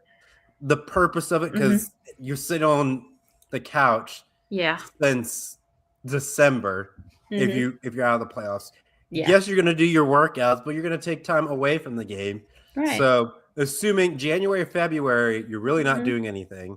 Exactly. By late March, you might have your own preseason camp that is not required by the team. Exactly. So just get things out there, maybe with some teammates. Yep. But really, they're not starting to get full acclimated, not until almost like late June, early July. Yeah. It's just crazy. Training camp. So I mean, I get the preseason is kind of like, I compare it to like a job interview to determine whether you're good enough you can make at least the 53-man roster or the practice squad.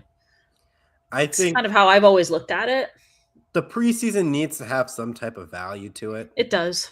Where you go undefeated in the preseason, maybe it gives you a leg up in the playoffs or something like that. Or it changes your draft order a little bit. Like it does. Instead of like you get to the postseason and you're in the back of the pack.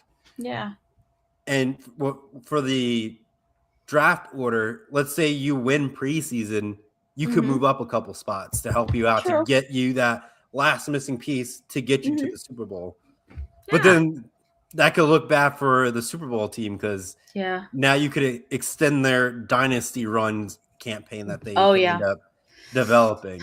Yes, exactly. I mean, just look at a good number of teams where that's happened. Sometimes it takes one player to kind of turn everything around. I mean, it's not MLB where you have an unlimited salary cap and you can just be the Yankees and Dodgers and just buy it up. Oh, God, the Dodgers. So, like the NFL, there is some saving grace, but I know some organizations can get that mastermind capability and be like, if we move up a couple draft spots and we don't have to trade to do it and we do well in the preseason, they're going to do that 9 times out of 10 to find ways to win. Now, granted, if you say there's stakes to win in the preseason, will the starters play more, knowing that you could get benefits in the draft or possibly home field advantage in the playoffs? Because as an example, you win your division, you get home field playoff advantages. Jeez. But if you're slightly past 500, you win your division, you get home field, but the team you're playing against is like 10-6. In my eyes, that 10-6 team should have it. If they have the better preseason record, that should flip. That should be given to the other team. It definitely give them that momentum, because they have the better season to be in the spot that they're in, to be in the playoffs. Yeah, exactly. And I found even certain non-NFL players are making Super Bowl predictions, like We're in Yahoo Sports. LeBron James is rolling with the Seahawks, and he said, "I got Seattle coming out victorious." Well, don't jinx him, LeBron. Well, that's more like Drake jinxing the team. So until Drake says whatever team he's rooting for, go with the other team. Because that's what it was. When he picked the Raptors would lose. If he picked another team, that team would lose. So there was like a weird curse going on. There was. With Drake. There was. I just saw that. I'm like, oh, you making a prediction, LeBron? Okay, you better stick with it there, buddy. Halftime switch up, guys. Drake Maye's the guy. I should never doubt him. He's the next I never should have doubted him. Look it up. He's amazing. Oh, my God. He's only 2 numbers away from 12. He just looks like it. But no, they just got the backup version of Eli Manning. Oh, my God. And then we have, how many celebrities are we going to be seeing at the Super Bowl this year? We already know Cardi B is going to be there because she's Stephon Diggs' girlfriend. So there's going to be the whole thing. Like, how many times is she going to be shown? Who else is going to be there? You know, I think this all started when, you know, we're seeing Taylor Swift at Chiefs games and then at the Super Bowl with all of her like buddies and everything, like Blake Lively and all that. Yeah, I guess we could see The Rock, but since it's in San Francisco, I don't know who's coming up. I don't know. Because LA is easier because a lot of celebrities are already in LA. It's a lot of yeah, exactly. But I don't think it's the Super Bowl is like such a huge event, a possibility for any celebrity to get on camera. It makes sense. It's like, hey, I'm at the Super Bowl. Just wait. It's just wait to say, hi, Mom. I'm just waiting for the day that one of the celebrities gets caught on camera and they chug a beer. And then you're just going to live with that celebrity. That will be America's celebrity forever. They did that one thing. I think I was watching the New Heights podcast and it showed Taylor Swift chugging a beer. That's what we need. She's gulping it, yes. We need to make celebrities feel like us instead of putting them up on a pedestal. They're still human at the end of the day. It's like this human. It's like they can chug a beer. They can eat a big plate of nachos. Yeah, zoom in on them. It's like zoom in on them as they're about ready to scoop the nacho up and and then we're gonna watch Twitter go off and being like, "That's my celebrity right there." There you go. There's like, "That's my girl." Go like, I don't know, Sydney Sweeney probably. I don't know. Yeah, that's a probable one. We want to see her say she and Puka Nacua become a couple. The Rams go to the Super Bowl and she's caught on camera chugging a beer, or eating nachos, or munching on a hot dog. Yes. The hot dog would be bad for her, though. It would be. It would be bad. Especially if it had all the condiments on it. Like you got your ketchup, your mustard, your relish, onion, whatever, however you like your hot dog. But I don't know. But with the Super Bowl as it is, I think the price is way too high to get into that game. I think like the nosebleed seats, it's like $4,000. Like the average fan can't even go and enjoy it. Now, granted, if your team doesn't make it every year, right? You probably have that money saved up somewhere. But let's say, I don't know, your team makes it every year, and you really want to go and support your team.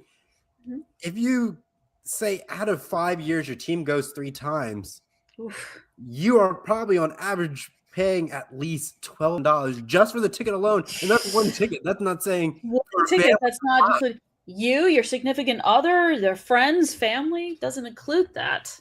And I don't think. I'm not going in with people's finances. No. But people are going to be maxing out their credit cards. Exactly. Maxing out their credit. They're going to max out their credit card. They're going to take a second mortgage or second, third, or fourth mortgage on their house, or they're going to donate a kidney. And then they're going to go for the bank to get a loan. Exactly. And take out 2, 3 loans. It's going to cost them a lot. Like, I really want to go to the Super Bowl. It just progressively gets worse. It does. It's the same with WrestleMania. The ticket prices and the packages are insane to go to the showcase of the Immortals. It's just getting just as bad as the Super Bowl. To like flip the script on ticket pricing, when the Columbus Crew ended up winning the Major League Soccer title in 2023, I could have went to the game. The price for that ticket to be at Crew Stadium was sitting around $250. $250 for a MLS final. I was like, that's actually way more affordable. Yeah, that's more reasonable. Yes, more reasonable only 20,000, But to me, that's almost in some instances going to a college football game if it's It like is. a high ranked matchup. To me, Mm-hmm. if I'm doing that once and I know my team is not always there, that's not a burden. Like I could find a No. way to get $1,000 to bring 5 of my friends and still have a good time if we're trying to get lower seats or something. But Exactly. when you have a small stadium like that, Mm-hmm. all seats are good seats. So you just Yeah. getting in and paying $200. That's easy said It and done. is. $1,000 It is. fees, slightly Yeah. over, and most of the time your friends are going to chip in for that ticket Yeah. price. So like you Chipping can for tickets, you add go in like for money it. for food, that Mhm. sort of merchandise, like any merchandise. If you want to buy like a Columbus Crew jersey or a T-shirt or a hat, something like that. But that's what the final should be. Like I understand the Yeah. major ones should be Mhm. priced higher because there's Yeah. more demand out there. Yes. But Definitely. I feel like you need to cap it at least 500. You gotta, because There's like I you said, can't be charging $4,000 to get into a no, venue. Not exactly. even regular concerts are at that No, price. not all of them. I mean, I can't even remember how much it. I know going one of the last concerts I went to, the ticket prices were not super expensive. Like Probably even, because the venue wasn't so large, but still. even like the bigger names, like the Mhm. outside of like the Taylor Swifts and all that stuff, Mhm. Oh, outside of being ticket on the floor prices. seats, Yeah. again, you're somewhere like 150 to 200 in like the upper decks. As you Right. get lower, 3 to 400. That's what it should be. It should be. But sadly, we're not there yet. And I think the No, we're NFL not. needs to look at that because Yeah. I don't know how people get there. I don't know how they do either. Like I said, they either probably take out multiple mortgages on their house, multiple loans, max out credit cards, donate a vital organ. Something. Something. Get these You gotta tickets. do It's just, something. get these ticket packages for like a suite where you get your food, your drink, your merchandise. It's insanity. Now I could see like the NBA, Mm-hmm. MLB, Yeah. and NHL since they have like game 7s. Mm-hmm. You can get to those games since they happen more frequently as you get Yes. later in the series and when there's a possible Mhm. championship. I can see, yes, the prices will increase. Yes. But at the same time, we want the fans to be there. We don't want celebrities to take up all No, this space. we Which is don't. Even if they can afford the Mhm. prices, which people like you and me can't do that. I mean, the Lakers are the prime example. Like Yes, when they their ticket play prices. the regular season, Their to ticket me, prices that's are just crazy. celebrities just showing up. And Yeah, like that's the like celebrities Jack are not. Nicholson showing up in his customary seat courtside. Yeah, they don't have the same energy as a fan No, they that's been a don't. diehard just- fan for the last Oh, yeah. 20 plus years. Yeah. They were there when they were a small little toddler. They had Mhm. family emotions and You bonds. grow up and you keep And now going to they're the front games. row Yes. in the stadium. Mhm. Like, I want to have that chance and that opportunity, but I know I would certain love to. venues, I will never have that chance unless No. I meet some really interesting people in my life. I still Exactly. got a lot of time in my own life, but Mhm. and running into people. Yes. But it's not like I'm going to be courtside at Madison Square Garden. Oh God, no. If the Knicks are in the NBA Finals and it's Game 7 in Madison At Square the Garden, Garden. that is a that's a That's- $4,000 ticket right That's there. massive. It's New York. Because It's they're gonna New York, and the Knicks It's are New in York. there. They charge astronomical. I mean, heck, I'm sure tickets to Giants games, even though Giants and Jets games are played in East Rutherford, New Jersey, I'm sure ticket prices for either of those two teams' games at MetLife Stadium are through the roof. Yeah. And like New York teams outside, I would say like Mhm. the Yankees, but the Yankees haven't been in the World Series for quite some time now. No, not for several years. What about 2009? I think was the last time they were in the World Series. So it's like once New York gets back to its spotlight of former glory days, those ticket prices in New York will climb again. They will. And we're gonna be like, I'm not questioning that. Add the sales tax in there. Oh, they're much more expensive. It's over. It's over for New York. The more I think about, the more it's like, why? Yeah. Why can't we have affordable sports? Like it's same for the World Cup. It's running into that category where the average fan cannot enjoy the experience. No. And it's sad every single time. Like every time. Is it fair? No, it's not fair for average people like you and me to not be able to go see like any sporting event, no matter what it is, because the ticket prices are so high. And you're adding in, like I said, you're adding in food, merch, parking. It's insane. I mean, I've gone to March Madness a few times. I've lucked up on my seating, but I saw in back of the basket. Still had a good time because I still have the jumbotron. But I go to like the earlier rounds, and you get 2 games, and sometimes I paid $160 for my seat, which is not too bad. You get 2 games out of it, and you don't leave. So cut that in half.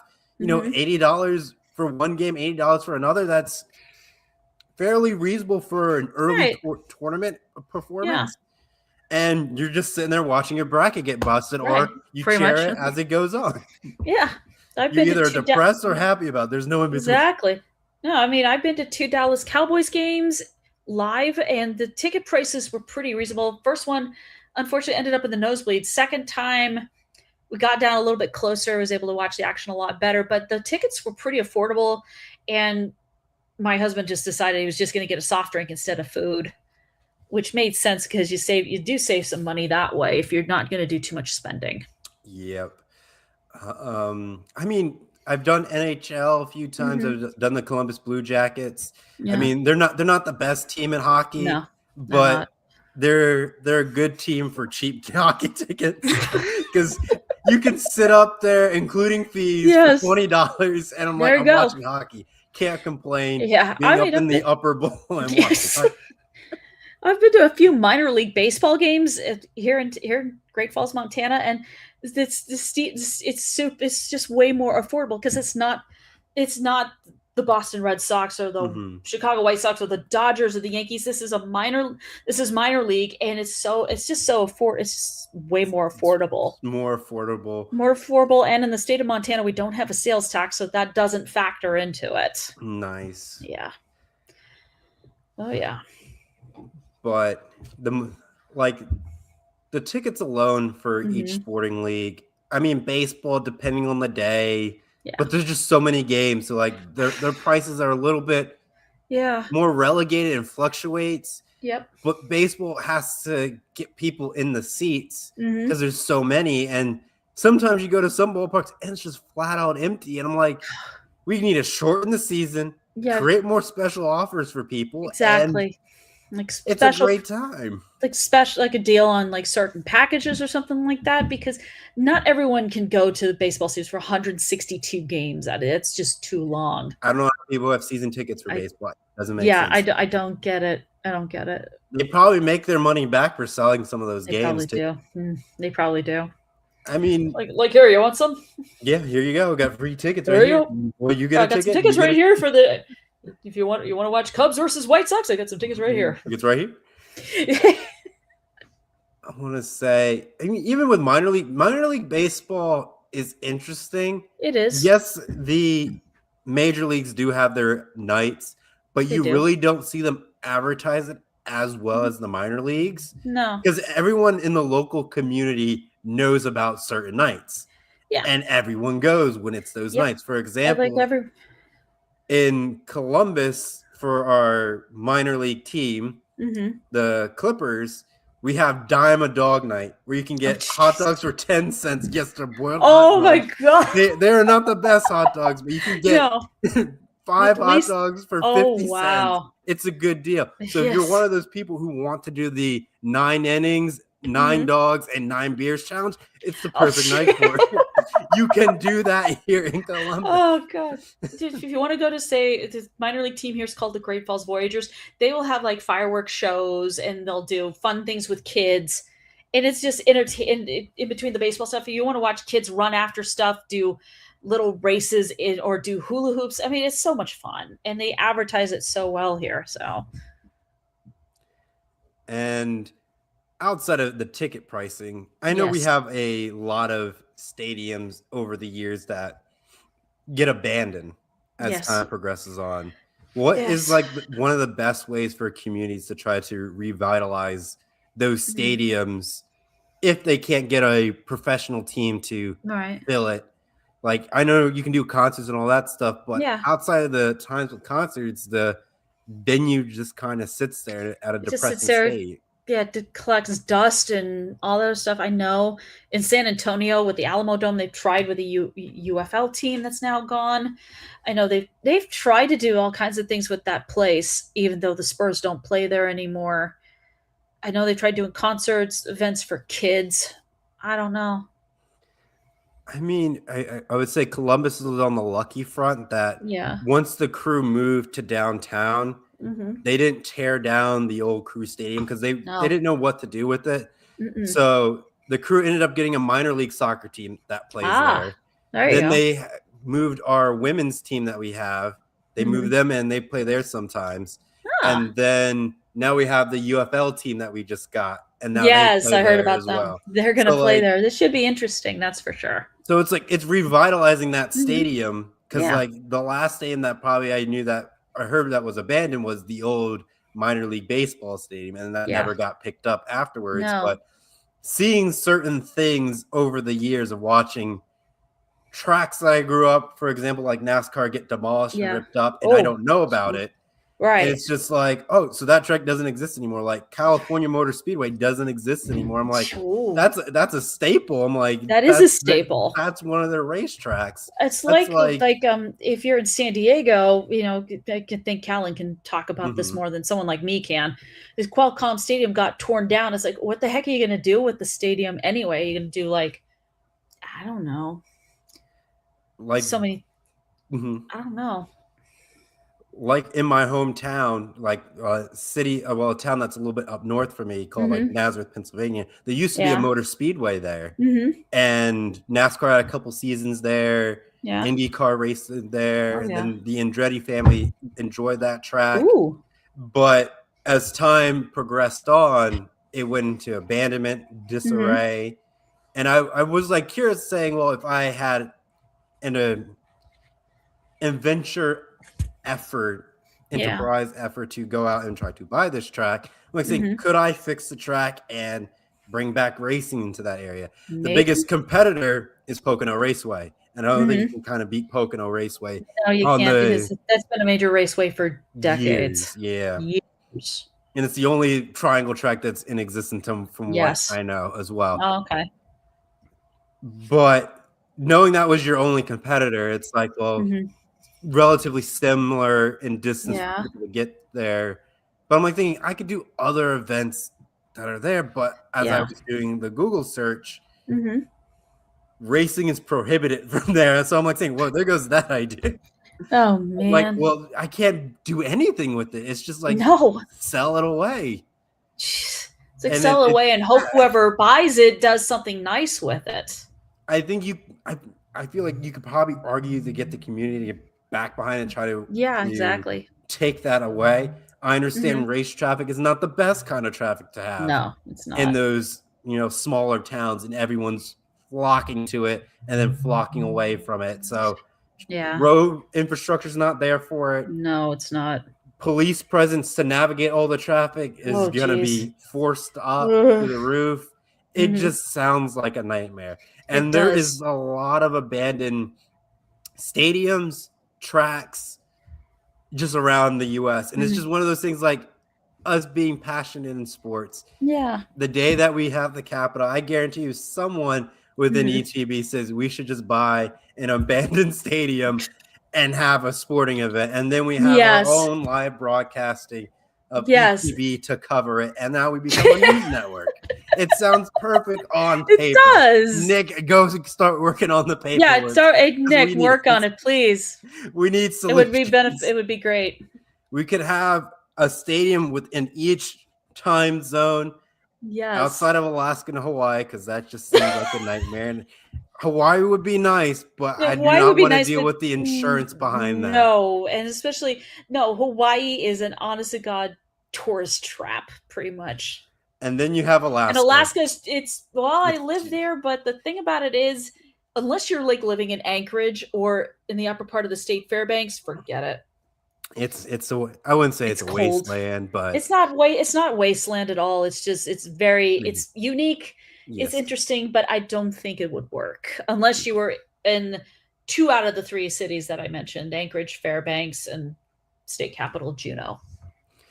So if our abandoned stadiums line us up, we can get one in the West Coast Mountain Time, Central, and Eastern time zone.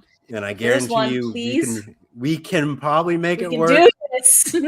I mean, I'm trying to think what would be the cheapest one to do. I don't know. I'm like thinking maybe just buying an old abandoned horse racing track to start with. I mean, it's just a dirt track. I mean, the dirt track. We can make something out of it. How bad could that be? Oh my god! Buy the track and call it the ETB RELAX Raceway. Oh gosh! Yeah, thanks. Oh my god! Oh, the ETB. I mean, it would be awesome. A beautiful sponsor. I can just see it now. Aaron Rodgers, you want to help us out there? You got the money. Like I said, we can get a GoFundMe. You get the community support. we gotta do it. Put the goal like 25. What would the goal be? Like what? $25,000.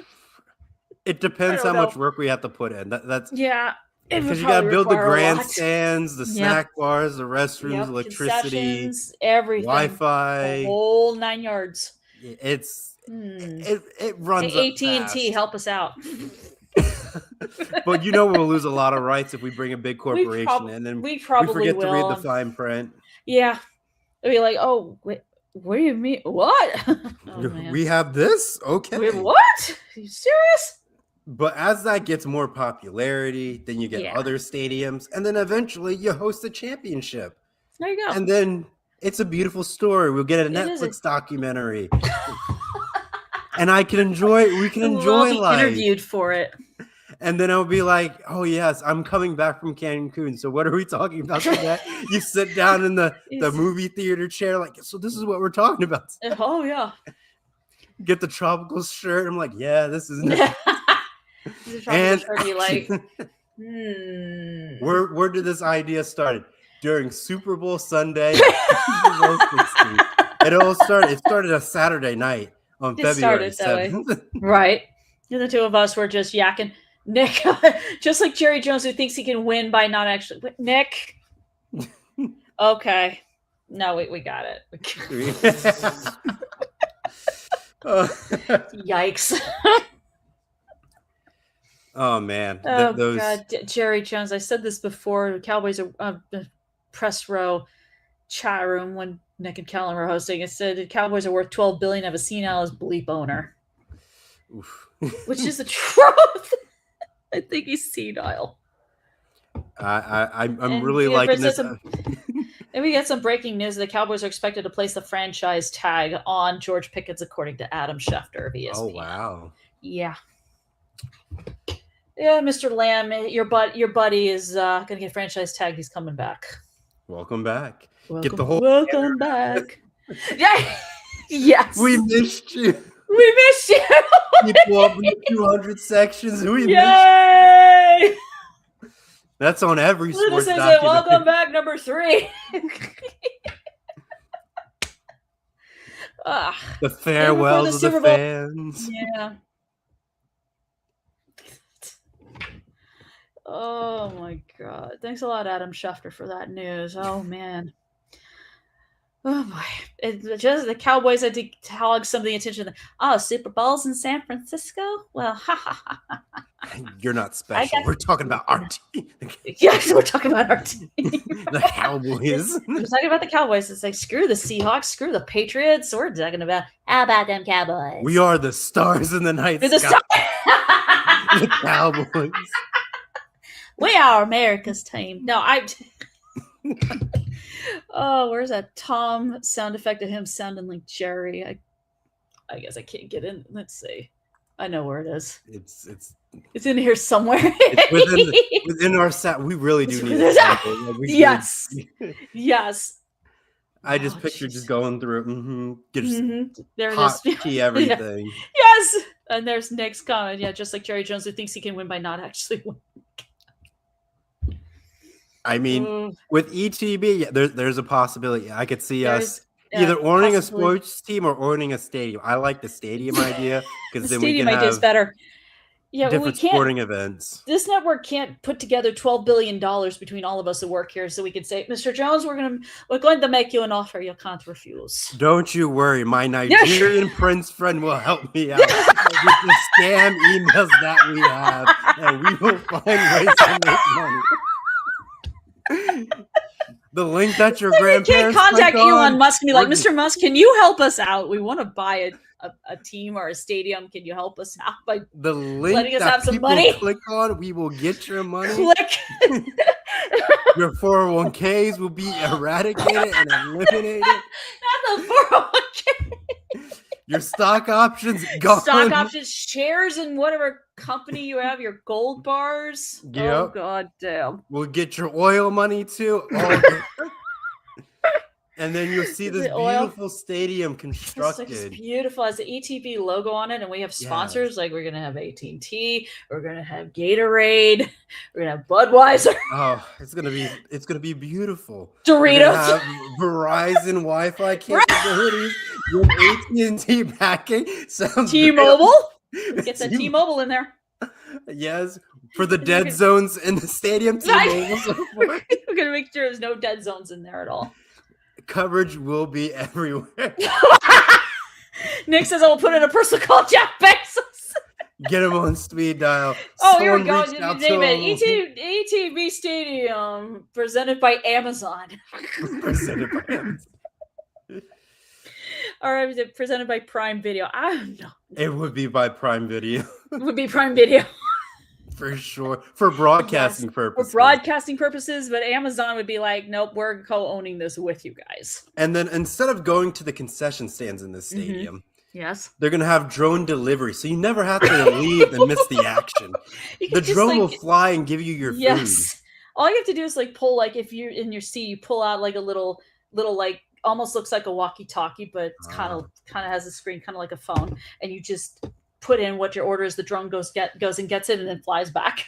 No, we're gonna make this more difficult for our fans. Oh, no. That's what corporations like to do. We're gonna make you download another app because that's what we love. But to make it worse, Amazon Prime Food order here. You're gonna try to use the app, but you're gonna get kicked off a few times. You're gonna be frustrated. And you're not gonna buy it. You're gonna be like, I don't need this. Still working out the bugs and the glitches. Your Wi-Fi is not going to be a top par as you think it's going to be because there's going to be too many people trying to use it at the same exact time. Mm-hmm. Yes. We had the strategy. We had the marketing campaign. Yes. We just need you to donate today. Starting with a measly $5 will help our dreams become true. This is not make a reality wish. Here. No, it's not make a wish. This is our dream that we have. God damn. Oh. Super Bowl shows, ladies and gentlemen. You just don't know what you're gonna get. No, we could talk about randomly anything, and it doesn't matter if my Wi-Fi decided to act stupid or something. Spectrum, get your shit together. We gotta love Spectrum. Oh, we forgot to bring in Spectrum. We gotta get Spectrum, or you can do Xfinity or Comcast, or whatever your internet provider happens to be. Oh, we gotta bring in DirecTV. I don't know where they are now. For HD TV, YouTube TV. Ooh. Well, we can't say HD because we're on like 8K probably now. 8K, yeah. 4K, like 8K. That. Next thing you know, it's gonna be 10K. I'm gonna be like, oh boy. You're gonna be literally seeing every line on my face. Oh goddamn. No, they're just gonna see the hairs on your skin rise up when you get hair. It's like good to see the hairs rise up when you get goosebumps. Yep. That's what we're gonna do. It's like how they do like TV animation. For all the new stuff now, it's like we don't need that much sweat, like the sweat going down your side of your face. Oh man! And that's why we don't get animation films as fast enough because the details are too high. They're too much. It's like they got to make sure they're just right. Just right, just like on the Super Bowl grass that we've seen, where we have perfect Super Bowl and beautiful green with the paint exactly right. I wonder if the grass is going to have any issues. Oh, I don't know. Because you remember the one Super Bowl with the Eagles and Chiefs? No, that was in the. I would say, I don't know if it was the first or I want to say it was the second one or something like that. Last year's Super Bowl was in the Superdome in New Orleans. Yeah. So I don't think I think they have kind of synthetic grass. It's not AstroTurf, thank God, but it feels like grass, looks like grass, but it's not grass. So it doesn't tear up when the cleats dig into the ground or anything like that. Because there was I one think year. Levi Stadium is an outdoor stadium, so they probably do have natural grass. And that's going to get ripped up. There was one year that the grass was so bad, like the players had to switch cleats mid-game. I don't remember which one I want to say it was like the first Chiefs-Eagles Super Bowl. Like the field was that bad. 56, I think it was. 56 or 50. Yeah, 58, I think it was. So no, 56. No, 58 was Vegas. I think it was 57. I think it was. So hopefully the grass is not bad in this one, and no one's complaining about it. No, but the internet's undefeated, and they'll find ways to complain because that's how we are. Find ways to complain. Yeah, it wasn't done like this. It wasn't done like that. Why did he call this play? Why did he call that play? I mean, everyone's a coach or a referee in the Super Bowl. Armchair quarterback. That's pretty much it. The more control. Like, oh, I could have done that better. Yikes. Wow. So much going on. As we round out tonight's program, ladies and gentlemen, with 5 minutes left. Yes.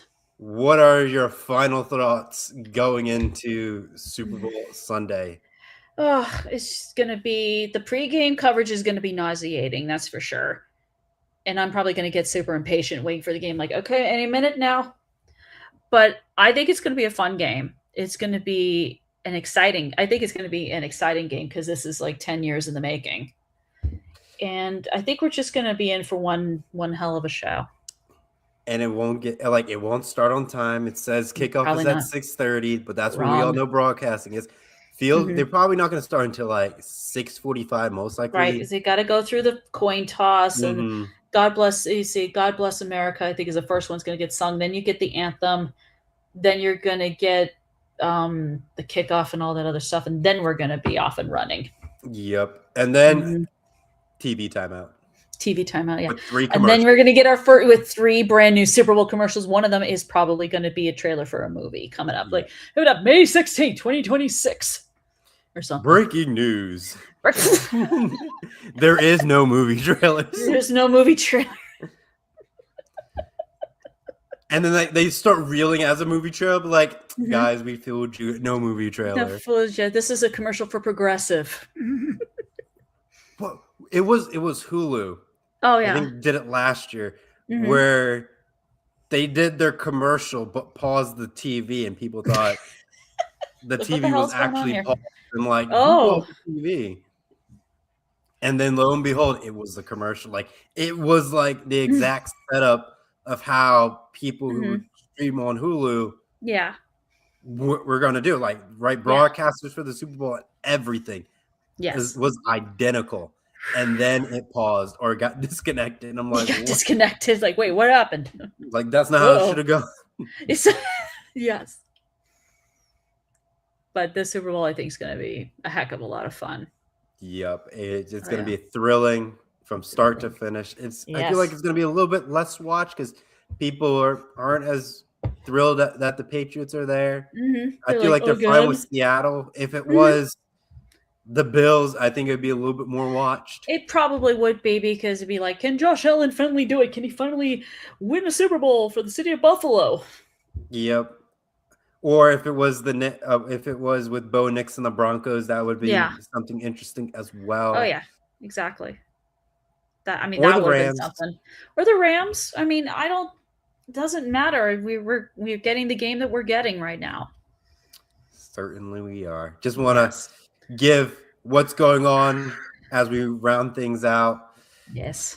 If you could enjoy enough of ETB, we got another 2 hours for you for the lounge within an hour after this goes off. So go to the bathroom, get your snacks for a little late night edition of ready ETB for the lounge. Yes. At 9 p.m. Eastern time, 6 p.m. Pacific time. So if you couldn't get enough of our banter for the last hour that we were on here and our fantasies of owning a stadium or a professional sports team, or something you can get more good coverage of our Super Bowl action on the lounge. I'm sure tonight, Nick ladies D and the gentlemen. guys are going to have fun on the lounge with that one if they're going to pick up that topic where we left off. I know. We're going to start at the Yes, idea of they're gonna- buying the expansion teams now, ladies and gentlemen. Yes. Just now. And the stadium's probably going to have a stage where Nick D can do comedy. That would be hilarious. Give us Saturday Night Live, ladies and Give gentlemen. us Saturday Night Live. Yes, exactly. And then for our Sunday nights, Sunday activities, ladies and There you gentlemen, go. for more Super Bowl coverage on actual Super Bowl Sunday with Zane Zingers Part 2, ladies and gentlemen, with Gridiron Gurus, 11 a.m. to 1 p.m. Eastern time on Sunday. And then we followed up with Press Row leading up to the Super Bowl almost, ladies and gentlemen, from I would say post-game. Well, wait, there's also You're doing post-game press coverage. row.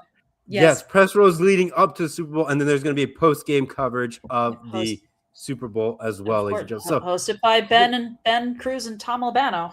Yep. So we got a full slate on Sunday. Full. So if you couldn't have us enough tonight, but we give you a round 2 tomorrow. There's more where that came from. So hold your nuggets, ladies and gentlemen. Hold on to and them. we're going to send you on out of here for this tonight's edition of Gridiron Gridlock, ladies and gentlemen. Take care and enjoy your Saturday night. So long for now. Yeah. Bye-bye. Bye.